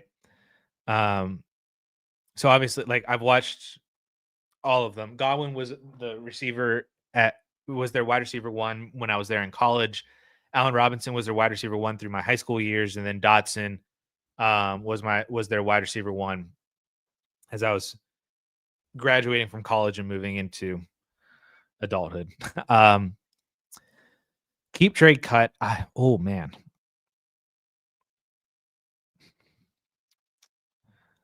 I have Dotson and Godwin on the wall. But I do have an Allen Robinson Bears signed jersey in the closet. So I have all three of these guys. I think I have an Allen Robinson signed helmet. It's probably not over there. Godwin, Dotson, A-Rob. I'm going to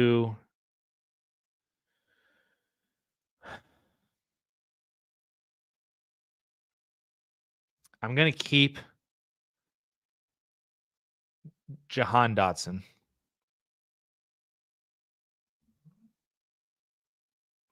I'm telling you, right? Chris Godwin, I think, is my cut. Unfortunately, I'm going to cut Chris Godwin just because. I mean, he was great, but he didn't seem as impactful as the other two during his years. I mean, he was a part of one of the best teams that I've had in my lifetime for Penn State. Like he was part of that 2016 the Saquon Barkley years and stuff like that.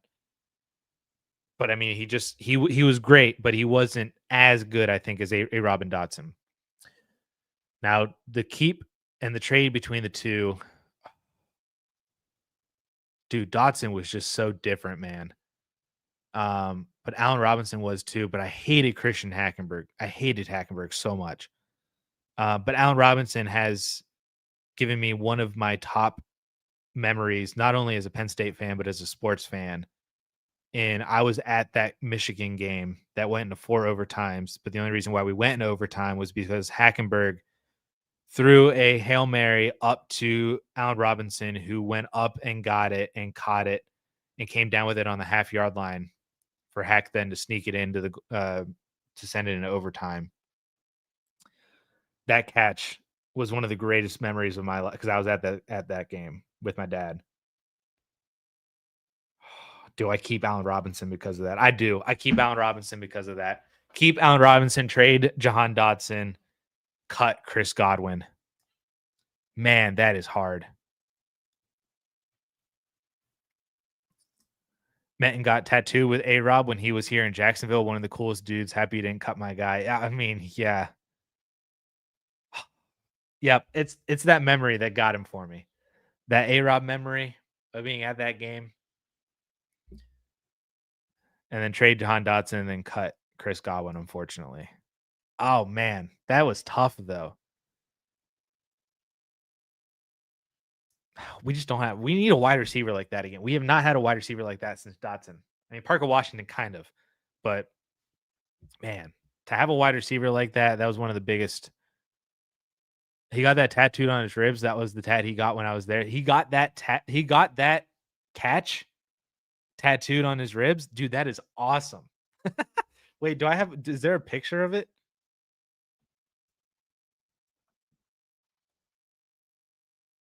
Oh, he does. That is sick, dude. So you were there with him when he got this? Dude, that is sick. It's one of the best memories I have in my entire life, man. That game as a whole was awesome, but it was highlighted by that catch. Oh, okay, goosebumps. I need to have so this is right here. This is the Saquon Barkley. I need another one right next to it. Another picture of that one. That's the Saquon Barkley hurdle over the Iowa defender, where he hurdled the Iowa defender, got hit midair by somebody else, still landed on his feet, ran a few more yards, and got a first down in an Iowa game that Juwan Johnson had the game-winning catch from Trace. So that's that picture. I need another one with the A-Rob Michigan catch. Oof. All right. Sorry, everybody. The Penn State fandom was flowing. Is it his time, Addison, for the Henderson game? I would love it to be time for the Henderson game, but I think Vrabel just is going to have some weird shenanigans. So I don't know. I want it to be. I'm rooting for Trayvon Henderson for this to be the breakout for him. But I don't. I'm pessimistic, man. Just because it's Vrabel. On a rebuilder, I was offered 2 late firsts for Genty. Biggest need is wide receiver on this team. I would take the 2 firsts over Ashton Genty as a rebuilder. So yeah, I would take the 2 firsts. And then see maybe if you can parlay those into a different wide receiver or something like that. So you're effectively trading Genty for, I mean, trade those 2 firsts for like Malik Neighbors or something like that. That's essentially what you're doing, which I would do. Or trade those 2 firsts and maybe get Waddle and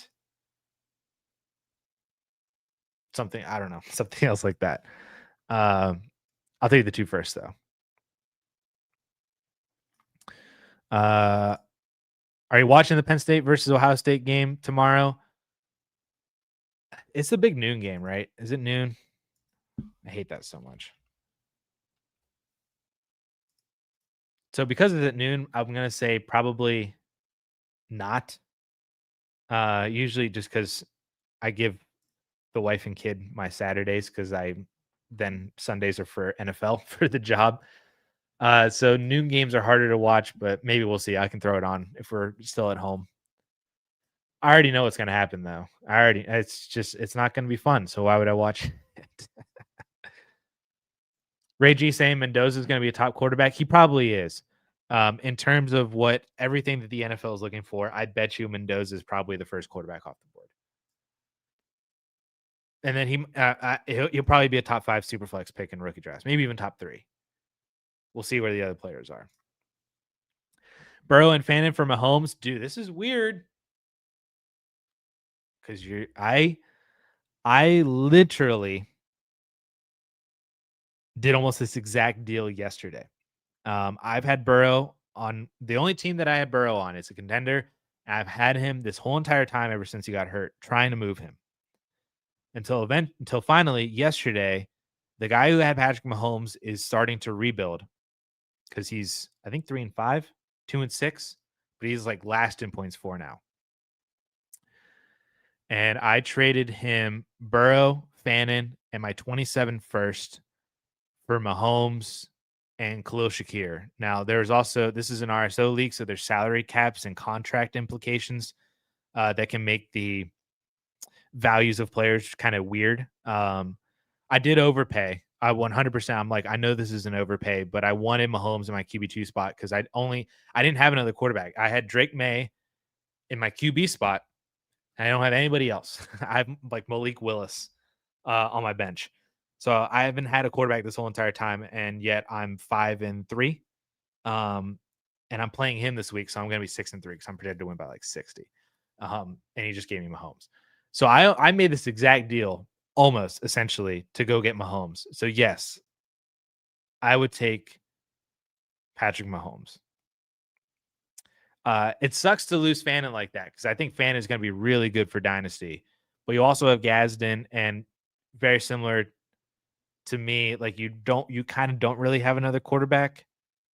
I'll take Patrick Mahomes here. I think he's back personally to like being Patrick Mahomes. So I would do this deal. I would take Mahomes. Sean, happy Friday. Happy Friday to you. Low end contender this season, looking to tier up from Olave using my first or a late second. Any good trade targets? I mean, I would love me some Rashee Rice. That would be awesome. So Olave and a first. So Olave in your first can probably get you into the Garrett Wilson, Nico Collins, Tyrell McMillan range, all of which I would take all those guys. Maybe you get Odunze. If you do the first and second, if the first and second with Olave gets you Rashee Rice, done instantly. If it gets you Drake London, that would be great. So basically any of those kind of players. If you can move Olave in the second and get either Pickens or McConkey, I would love that as well. But you might have to trade a first to get McConkey. But those would be the trade targets that I'd be looking at essentially is can you get Garrett, Nico, T-Mac, Odunze with the first? Could you get Ibuka, London, or Rice with the first and second? Or could you just get Pickens or McConkey for the second? Those would be my options. And I would like to get the more top guys. So I would take Ibuka, London, Rice with the first and second if you can do that. And then I would take Odunze, T-Mac, Nico, Garrett with the first. And then that's how I would order it. Essentially, the best guys, next best guys, great guys. That's how it would go.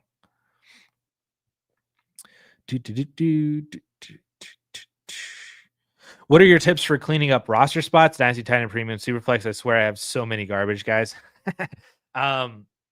Great question. I like to churn out the roster as much as possible. So that could be whenever somebody comes up of relevance, trade them away for a third, a fourth, multiple fourths, whatever it is. If you've got to take the L on some players. So like, for example, roster cloggers, Jerry Jeudy is a phenomenal example of a roster clogger right now. You feel like you should be able to get more for him than you actually can. Most people probably don't want to buy him. To where I would just say, screw it, get rid of Jerry Jeudy. If anybody's willing to give me a third round pick, this is where if you have a group chat, you're just like, hey, first one to send me a third for Jerry Jeudy gets him. You could try that. You could just try sending out an offer to literally every single person in your league and just say Jeudy for a third, Jeudy for a third, Jeudy for a third. First one to hit, accept. There's that. So when it comes to roster cloggers like Jerry Jeudy, it's probably just better to get off of them for anything. Because then that frees up your roster spot to then try to add players off of your waiver wire to then try to do the same thing again, where if you add the right waiver wire player, like I saw Joanna mention that she added Parker Washington last week, and now all of a sudden Parker Washington is like the wide receiver 2. And I was saying maybe he's a top 30 wide receiver for the remainder of the year for fantasy, maybe even top 25. To where now you could sell Parker Washington for multiple thirds or maybe even a second if somebody's super. Maybe you trade him for a second in like 2 or 3 weeks whenever he's producing. But maybe it's a couple of thirds right now, and you just say, "Hey, I'll just take a couple of thirds, quick ROI, easy." Stuff like that is you're able to do that a lot more whenever you don't have those roster cloggers. But if it's just players that you're holding on to, like I said, with like Christian was like, I still have Jerome Ford. I'd be like, well, just cut Jerome Ford. Just cut some of those players, and just keep trying with other waiver wiring guys. Like thirds and fourths are going to help you a lot because they're liquid and they don't take up a roster spot. They don't get hurt. They don't really lose value. Best case scenario, you draft Puka Nacua or Rondé Gadsden.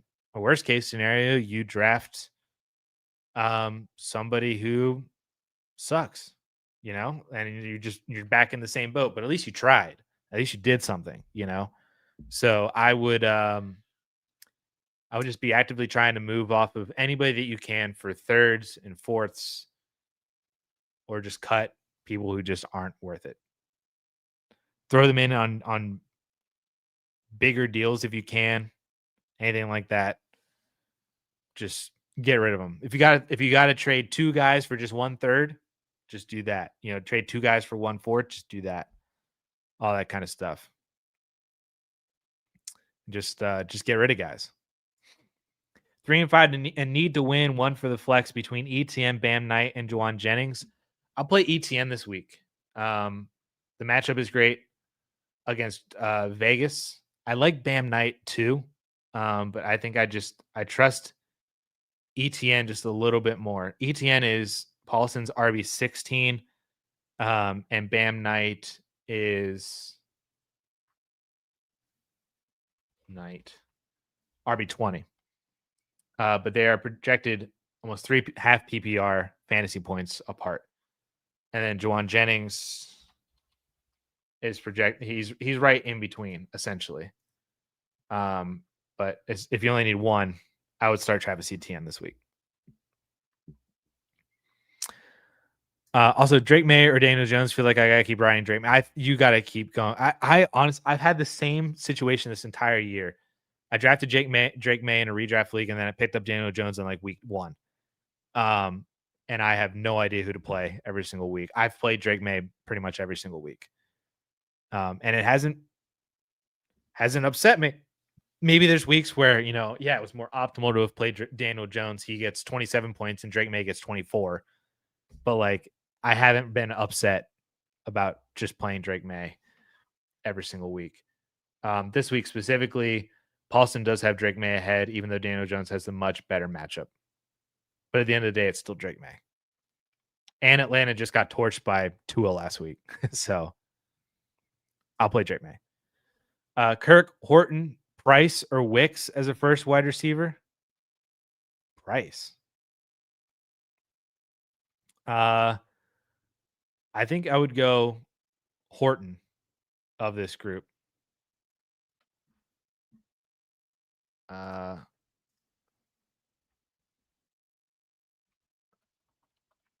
on, let's see. Horton is wide receiver 84. Kirk is much higher than that, but that's not having return yardage in there. I don't know how much return yardage you get. Wicks isn't even here. Is Wicks even playing?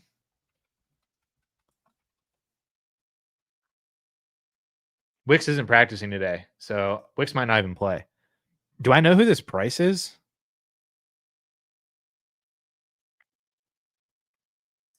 Price. And I don't know exactly what the return yardage situation is, like for the score. Miles Price, Vikings wide receiver.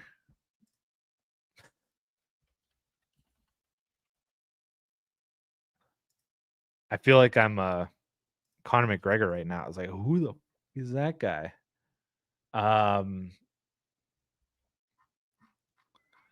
Miles Price, huh? I feel like in order for me to like fully answer this question to the best of my abilities, I need to know what the return yardage scoring is.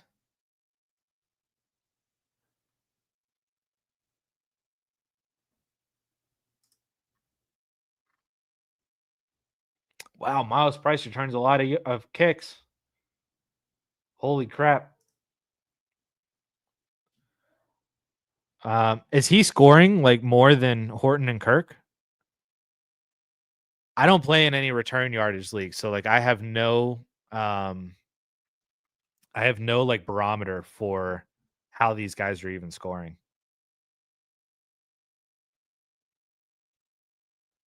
But Price returns a lot of kicks. Um,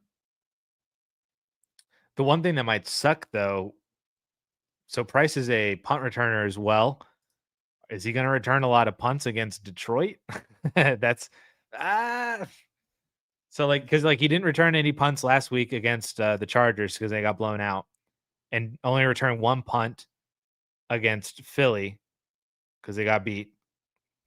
And he probably won't return a lot of punts against Detroit, but he probably would return enough punts or kicks against Detroit to rack up over maybe 100 yards of kick return yardage. But he doesn't catch anything. Price sounds like a better play than Torrey Horton, but Kirk at least has the PPR value. Is Christian Kirk playing? That's the next question. Expected to return. Okay, that's good. I thought I remembered him was practicing. Kirk at least has PPR value to where if he has like 4 catches, that might just be better than return yardage. Kirk is probably the play without knowing anything about what the return stats look like and how these players are producing from that. I feel like I might just play Christian Kirk just to have the receiving, but Price sounds like a better play than Horton if you're going the returner route. Maybe Price is better than Kirk. I'm not sure, but I learned who Miles Price was today. I didn't know who he was. Puka Nacua will play against the Saints. Let's go. Any IDP league or advice or strategies? I'm in a 32 team, 3 copy full IDP, PPR, best ball, sacks or big points. It's a lot. That sounds like a lot. And I have nothing for you. I'm so sorry. I do not play an IDP. I hate it. That is not me. I won't even pretend to give you advice because that is just not me. We have IDP guys on the DLF side that create content and everything like that, but that is unfortunately just not something that I can help you with because I just do not like IDP. Goff or Darnold this week? I'll go Jared Goff. Let's see what Paulson says. He's got Goff at 12, Darnold at 17.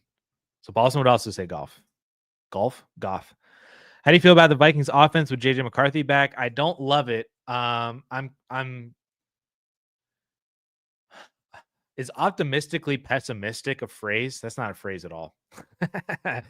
I am pessimistic based on what we saw at the beginning of the year with JJ McCarthy that he is not going to be great off of another injury with limited NFL experience, especially playing against the Lions defense.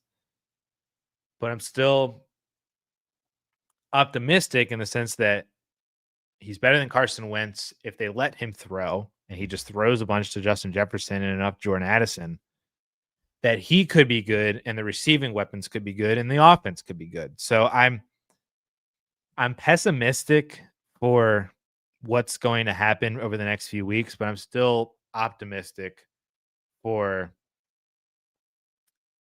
better production later in the season and then into 2026.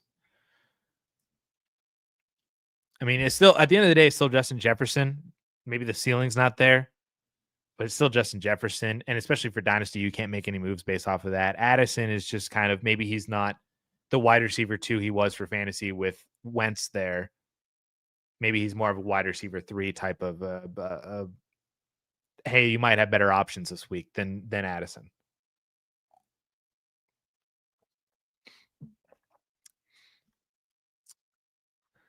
Um,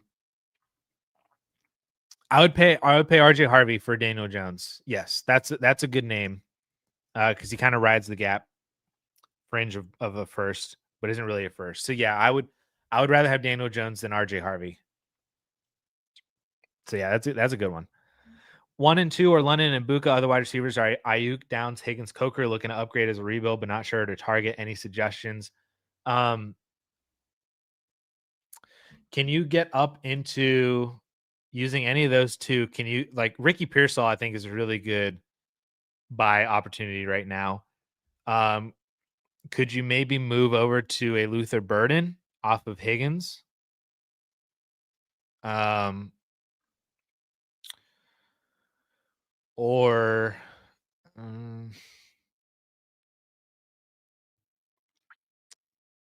I'd rather have Shakir than Jaden Higgins. Jaden Reed might not be a bad buy low candidate right now.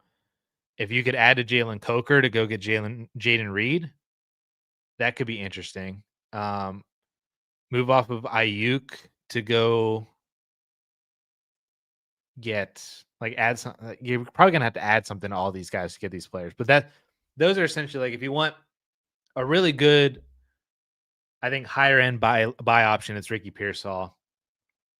And then Burden, Shakir, and Jaden Reed, I think are solid, just like wide receiver 3-4 type players that you could maybe move off of your Ayuk, Higgins, Coker. I'm fine with keeping Downs too, but if you're able to move off of Ayuk or Downs to get over to Pearsall, I would love that. And then move off of like Higgins or Coker and try to see if you can get a Jaden Reed or Khalil Shakir type of player. Those would be the main targets, I think. Otherwise, you could just kind of keep moving because like they're not hurting you with production this year.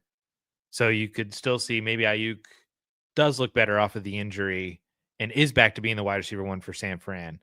Maybe Higgins does grow into being the wide receiver 2 for Tennessee or Houston Texans. Coker, I'm kind of fine moving off of. Downs. I think we know what Downs is. He can have good weeks. He can have bad weeks. I'm more inclined to move off of Josh Downs of this whole entire group, especially if you get Jaden Reed. I think you might be able to get Reed plus for Josh Downs right now. So yeah, I think those are the options. Give BTJ in a first for JSN. I'll take Jackson Smith and Jigba. Even with that being an early first, man, it's Jackson Smith and Jigba at the end of the day. I'll take JSN. Totally gutting my roster to get the 102. 101 is not catchable. Max points 4. What would you trade AJ Brown for? Only players of value left are Jefferson, Lamb, AJ Brown. What to do? Have 6 firsts across 3 years. I would keep Jefferson and Lamb, to be honest with you, just for now, unless you get something massive. But there are also still players that I think could that are foundational that you build around for the next couple of years. AJ Brown, if you can get a first for him, that would be phenomenal. Maybe you just try to move off of him to move over to another younger wide receiver like Travis Hunter, or Jalen Waddle, or Ricky Pearsall plus Zay Flowers plus anything like that.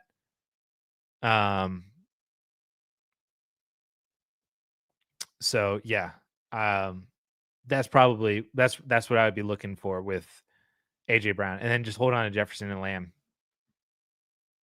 for now, I think. Oh yeah, Sean. So that was Olave first and second to go get Rice or London or Ibuka. Olave and a first to go get Wilson or Nico, or I had somebody else in there too. I forget. And then Olave and the second to go get Pickens or Ladd. So that was all adding with Olave on there. A video on roster cloggers or roster builds could be helpful if you're looking for ideas. My issue is I have no shortage of ideas for DLF for videos to make. I just don't have time during the NFL season because I'm also creating all this content for 4for4. I'm managing content for 4for4 and other um, YouTube platforms. Like I do the Bleacher Nation Bears podcast. I do the Bleacher Nation Cubs podcast. It's just I have no time in season to create all the videos that I want to create. So I have no shortage of the video ideas, and this would be one on the list for sure. But I don't have time. It sucks. That's why I'm working on the rankings videos now to then drop next week, even though things could change this week. If somebody were to get hurt, I got to rewrite a whole section of my video. But yeah, no, it's a good idea for sure, Christian. Thank you. Hearing you talk about Neighbors CD trade, I'm a playoff team, but a little off from feeling like a true contender. Should I consider moving Neighbors for Lamb? Yeah, you could for sure. I mean, I think that's just a good deal to do in general. I'd rather have Lamb than Neighbors, but especially as a contender for sure. It would just be what do you have to add? What do you have to add for um for you to get Lamb? Update on the Burrow Fannin for Mahomes. I got him to throw in Njoku, so it was Fannin plus for Mahomes. There you go. We'll see where David Njoku ends up playing next year because I don't think he's going to be back in Cleveland. We'll see. But I like that. At least you got some value back with Patrick Mahomes, and then you could do something with Njoku if you wanted. I wonder if Cup will play. Yeah, we won't get a practice report for him just yet, huh? Because West Coast. Yeah, everything's just about him being limited yesterday. We'll see. Oh, Mike with the $2 super chat as well. I didn't even see this either, even though we're down here. Thank you so much for the $2 again. One quarterback dynasty, Bucky JMO for JSN. I'll take JSN in this one. At the end of the day, it's Jackson Smith and Jigba. And you move off of Jameson Williams. So yeah, I'm taking JSN. His numbers this year are absolutely bonkers. I haven't done my wide receiver rankings for that video next week yet, but I would imagine that Jackson Smith and Jigba is a top 5 dynasty wide receiver. It's gonna be really hard not to have him there. He's so freaking good. Yeah, take Jackson Smith and Jigba for sure. And thank you for the $2 super chat. Fannin and Njoku or Otten rest of season? I think the answer's got to be Fannin. Otten is going to have issues whenever Godwin comes back. We're going to get Jalen McMillan back here at some point too. So he's going to kind of get relegated back into being more of the third or fourth option. Bucky Irving's going to come back as well. And then I think Fan is the better tight end in Cleveland to have than Njoku. So the answer here is Harold Fannin, rest of season. Also, Stevenson is out. Henderson is a must start. I wouldn't say that he is a must start. Has Paulson updated his rankings? I'd imagine he has. He's really quick with these. Oh, no, he hasn't. He's still got Stevenson in here. So he's got Stevenson as RB32 and Travion was RB30. If we were to try to project where he would bump Henderson up to, let's say he gives him a few more carries, over 60 yards, and a half a touchdown, so that his projection goes up to, we'll say 11-ish. He's probably going to get bumped into the top 20. But now we're talking about, like, I would play Tracy over Henderson, I think. I'd play ETN. I'd play Warren. Do you play Henderson versus David Montgomery? Do you play Henderson versus Bam Knight against Dallas? I would play Kamani Vidal over Travion Henderson. I'd play Swift, Javonte. I would say he's not a must start because it's possible that you have other options. But I think he's a solid start with Ramondre Stevenson out. But again, I've said this multiple times. I feel like Vrabel has some shenanigans, man, that something weird could happen. I don't know. But I would think that Travion is Travion is a better start probably than Dobbins, than Woody Marks, than Kareem Hunt, who Pacheco just got announced out. So Kareem Hunt is for sure like the RB1. So I'd probably play Henderson over him. What do you think Terrell Jennings' role would be this week? Third down, Hendy is the lead. Honestly, I could see it being flipped. I don't know if Henderson is more of the lead back. It could be more of a 50-50 split as well. And they try to use Terrell Jennings like how they used Ramondre between the tackles, and then Henderson gets all of those like outside runs, outside the tackles and stuff to kind of open them up in open space. And maybe they each get a couple of catches. That's just my fear that Henderson is really not built for the between the tackles stuff. And they already were willing to use Jennings before in certain workloads and usage, that I just am worried that Henderson gets enough opportunity to be solid, but doesn't get enough opportunity and doesn't get touchdown opportunities inside the 10 or 20 or even inside the 5 to, like, if he doesn't score and he has 12 touches, 70 total yards, and a couple of catches, like that's like 10 PPR points if he's not scoring, you know?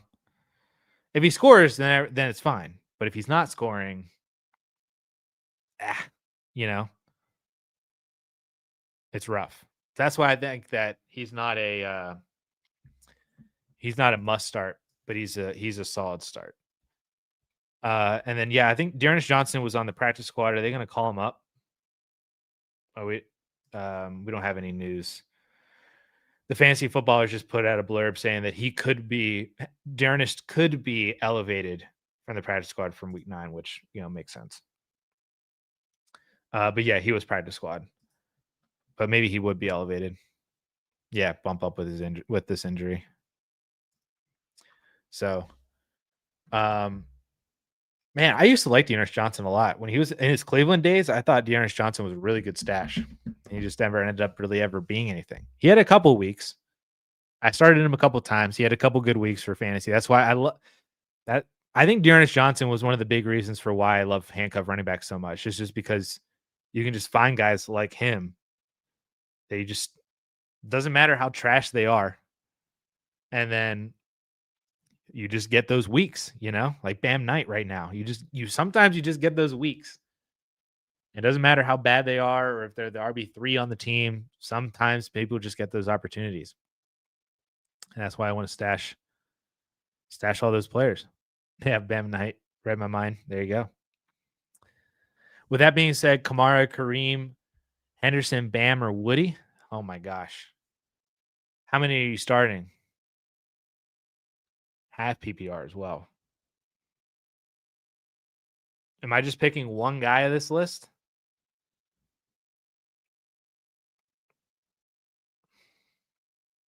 Well, I can tell you right now, in a half PPR format, where Paulson's just one. Paulson's rankings right now. So he has Bam Knight at 20, Kamara at 21, Kareem Hunt at 22. And then Woody is 25. Henderson is 31, but he still has Ramondre in here. So I would imagine Henderson climbs up into that group, maybe even above it. I think personally, I would start Zonovan Knight. My active running backs right now are Kyron and Chuba. Yeah, so I think I would start Zonovan Knight of that group, to be honest with you. He's had the workload already. Let's see. He had like 17 carries or 17 touches. So he had 12 touches and then 17 touches the last 2 weeks before the bye week, and then now gets Dallas. I'm scared of Arizona's offense. 3 and outs are no fun. Yeah, I know. But I mean, it's Dallas's defense, though. Like, I understand. And maybe I'm just putting too much into it, but I think I trust the volume of Zonovan Knight the most. Rico Dowdle will start and get the bulk of the carries Sunday at Green Bay per sources. I would expect Chuba to be part of the my phone. I would expect Chuba to be part of the offense as well. Canal strongly suggested this would be the case at the start of the week, but Rico Dowdle is the starter and should be the lead back. But I think I mean, to me, I think it's honestly between Zonovan Knight and Kareem Hunt. If you wanted to go after touchdown upside of Kareem Hunt, then I would be fine with that. Buffalo is not a good defense against running backs. He was my sneaky start from the 4-for-4 video this week with John Paulson, because Buffalo has allowed pretty big games on the ground to opposing running backs, especially when those opposing offenses are able to keep up with Buffalo's offense. Because like they shut down Brees Hall, then they shut down Rico and Chuba for the most part last week. That's just because they shut down the offense, so then they had to abandon the run. But when offenses are able to score on Buffalo, Kareem those running backs generally do well. So Kareem on KC, they're going to keep up with them. Probably has the best touchdown opportunity of this whole entire group, and has one of the better matchups as well. So you have Kareem at the moment. I like the touchdown upside, Pacheco out and Brashad being the mid. I'm fine with that. All right, I'm in. Final answer being Kareem Hunt. I'm in on that one. If Murray doesn't play, do I start Brissett, Rodgers, or Dart? I would play. Oh boy. Paulson has Dart at QB 10. And I think for the rushing upside, I think that's fine. And it's against San Fran, who Stroud just also beat up. I would play Jackson Dart. Rodgers would be my number 2 then, against Indy. But I'd play Jackson Dart tracks. Does Stevenson have value in a best ball dynasty? A league mate wants to give me Hunt for him. I don't do 1-for-1s, but Hunt is in better offense and might have more scoring potential. Well, it's with Stevenson being out and then Pacheco's out, so now Kareem Hunt's vaulted. I'd rather just keep Kareem Hunt. Stevenson has more longevity. Maybe. I mean, Kareem Hunt could be done at the end of the year. I hate the 1-for-1s as well with you. It's so pointless. If you want to keep Stevenson, that's totally fine. If you want to trade for Hunt, I think that's totally fine too. It just seems so pointless. I hate it so much. Can you get like Hunt in a 4th to at least just make it something? Then at least you get a 4th round pick out of it. I'm. It doesn't matter to me. Seth, I'm sorry, that's such a terrible answer, but it really just doesn't matter to me which side I take. If you want Hunt for the rest of the season, that's fine. If you want Stevenson for the rest of the season when he's back from injury, and then maybe also plays as kind of more of the same role next year, that's fine too. Do you think Herbert and Keon to Caleb and Hunter is a good downgrade in a rebuild? Yes, I do. I love this a lot. I would take Caleb Williams and Travis Hunter in this for sure. This is a great trade. If you can get this done, Patrick. I like it a lot. Kamara is on waivers. You think I'd drop anyone for him? Chuba is such a hard drop because I feel like a trade will happen this weekend. I mean, Kamara could get traded this weekend too. I would drop. Oop, I'm playing with my ring. I probably would drop Chuba for Kamara. Yeah, I'd probably drop Chuba for Kamara. Either one of them could both get traded. Honestly, either one could get traded. And if Kamara gets traded, that could be way better for him too. I'd probably just rather have Kamara than Chuba. I don't love it though. Will Loveland break out this season? I'm super hopeful. He was my sneaky start this week for the tight end position. They have a pretty solid rest of season schedule as well for tight ends. Chicago does. Yeah, they have the fourth best rest of season schedule for the tight end position. Chicago does. So I think Love breakout could be a different definition for anybody. But if Colston Loveland's a top 10 fantasy tight end for the rest of the year, I wouldn't be surprised at all. So I would say yes, he has a really good second half. Breakout, depending on how you define it, maybe yes or no. Panthers can't have Chuba and Dowd on the same team. One of them has to go. I mean, they could have both on the same team, and then one of them, Dowdle's a free agent at the end of the year, so one of them would potentially go. That's been my weird hang up with Dowdle, is that he's on a 1-year contract, so he very easily could go sign somewhere else next year, and then they just have Chuba, who still has like 2 or 3 more years on his deal. So you're saying one of them has to go. I agree, but one of them might not go until after the year's done, and it might be Chuba. I don't know. It's a weird situation. I'd probably rather have Kamara than Chuba, though. Show off Rico or Chuba?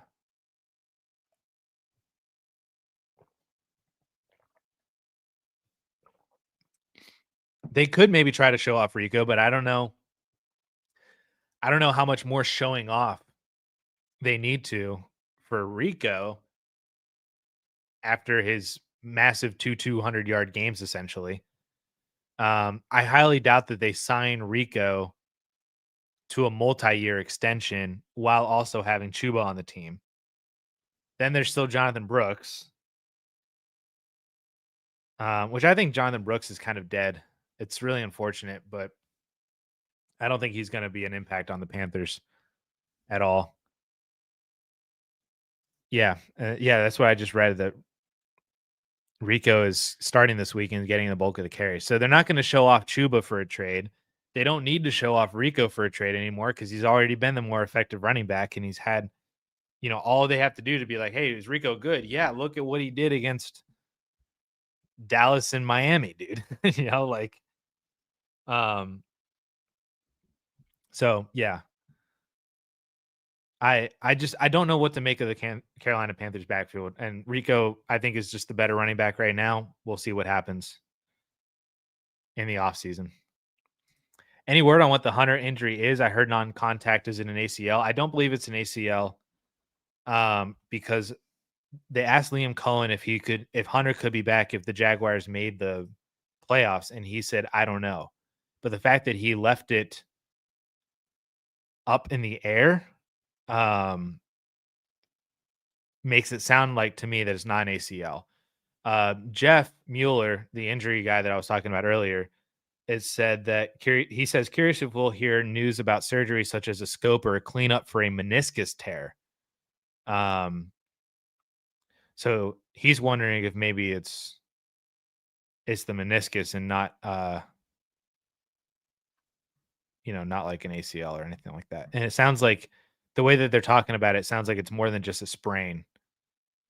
If it was a knee sprain or anything like that, you would imagine that they would be like, oh, he's going to be back in a few weeks. And that's not what they're saying either. So the timeline of it makes me seem like it's not as severe as an ACL, but it's not as minor as a sprain, so to speak. And then Jeff makes it sound like it might need to be some sort of a cleanup inside for like a meniscus or something. Luther Burden. Oh, DeAndre Swift is out. All right. Kyle Monangai. DeAndre Swift has been announced out.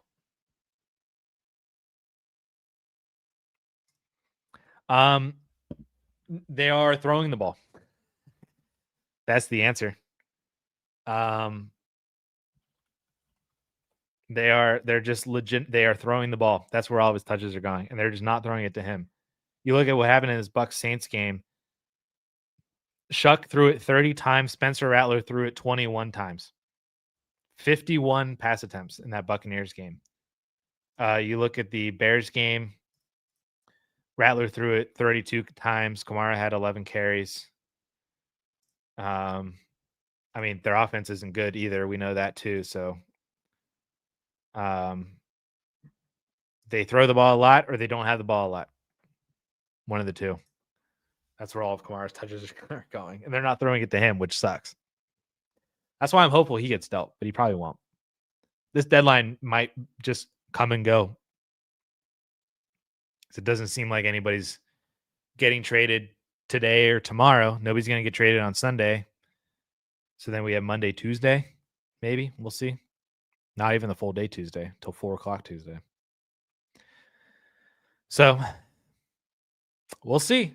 But I've been going for almost 3 hours now, and we've gotten to the end of the questions. So I appreciate everybody for hanging out for the past almost 3 hours. This is where I'm going to end it for this Friday. I'm going to go grab some food because I don't eat before I start. Get a nice fast in, and then I just go down and eat something. So appreciate everybody for hanging out. If I can make the Saints go 17-0 in franchise mode and Madden, and Kellen Moore can make it to 8-9. I mean, they need a quarterback. That's why it's not as easy as maybe if you were Spencer Rattler in real life, maybe you could. All right. Appreciate everybody for hanging out. I just saw that the notification for my camera overheating just came up too, so my camera might turn off at some point. So I gotta call it there. Appreciate everybody. Hope you all have phenomenal Fridays. If you guys are trick-or-treating tonight, have fun, stay safe, enjoy all of that time as well. And then have a phenomenal weekend. Hope you win all of your games or lose your games if you want to lose them in your rebuilding and you want to lose them in Dynasty. Hopefully Penn State doesn't get crushed by too much tomorrow. We'll see. Tracks. I'm sure you'll let me know one way or another how that game's going. But yeah, I'm terrible at outros, so I'm just going to hit the button. Appreciate everybody. Have a wonderful Friday, wonderful weekend. We'll catch you in the next video. And 42-0, Tracks. I hate you so much. Love you, man. Drake May to the moon. Enjoy all of your weekends, everybody. And we'll catch you next week, week 10, for another Friday AMA. Later, guys.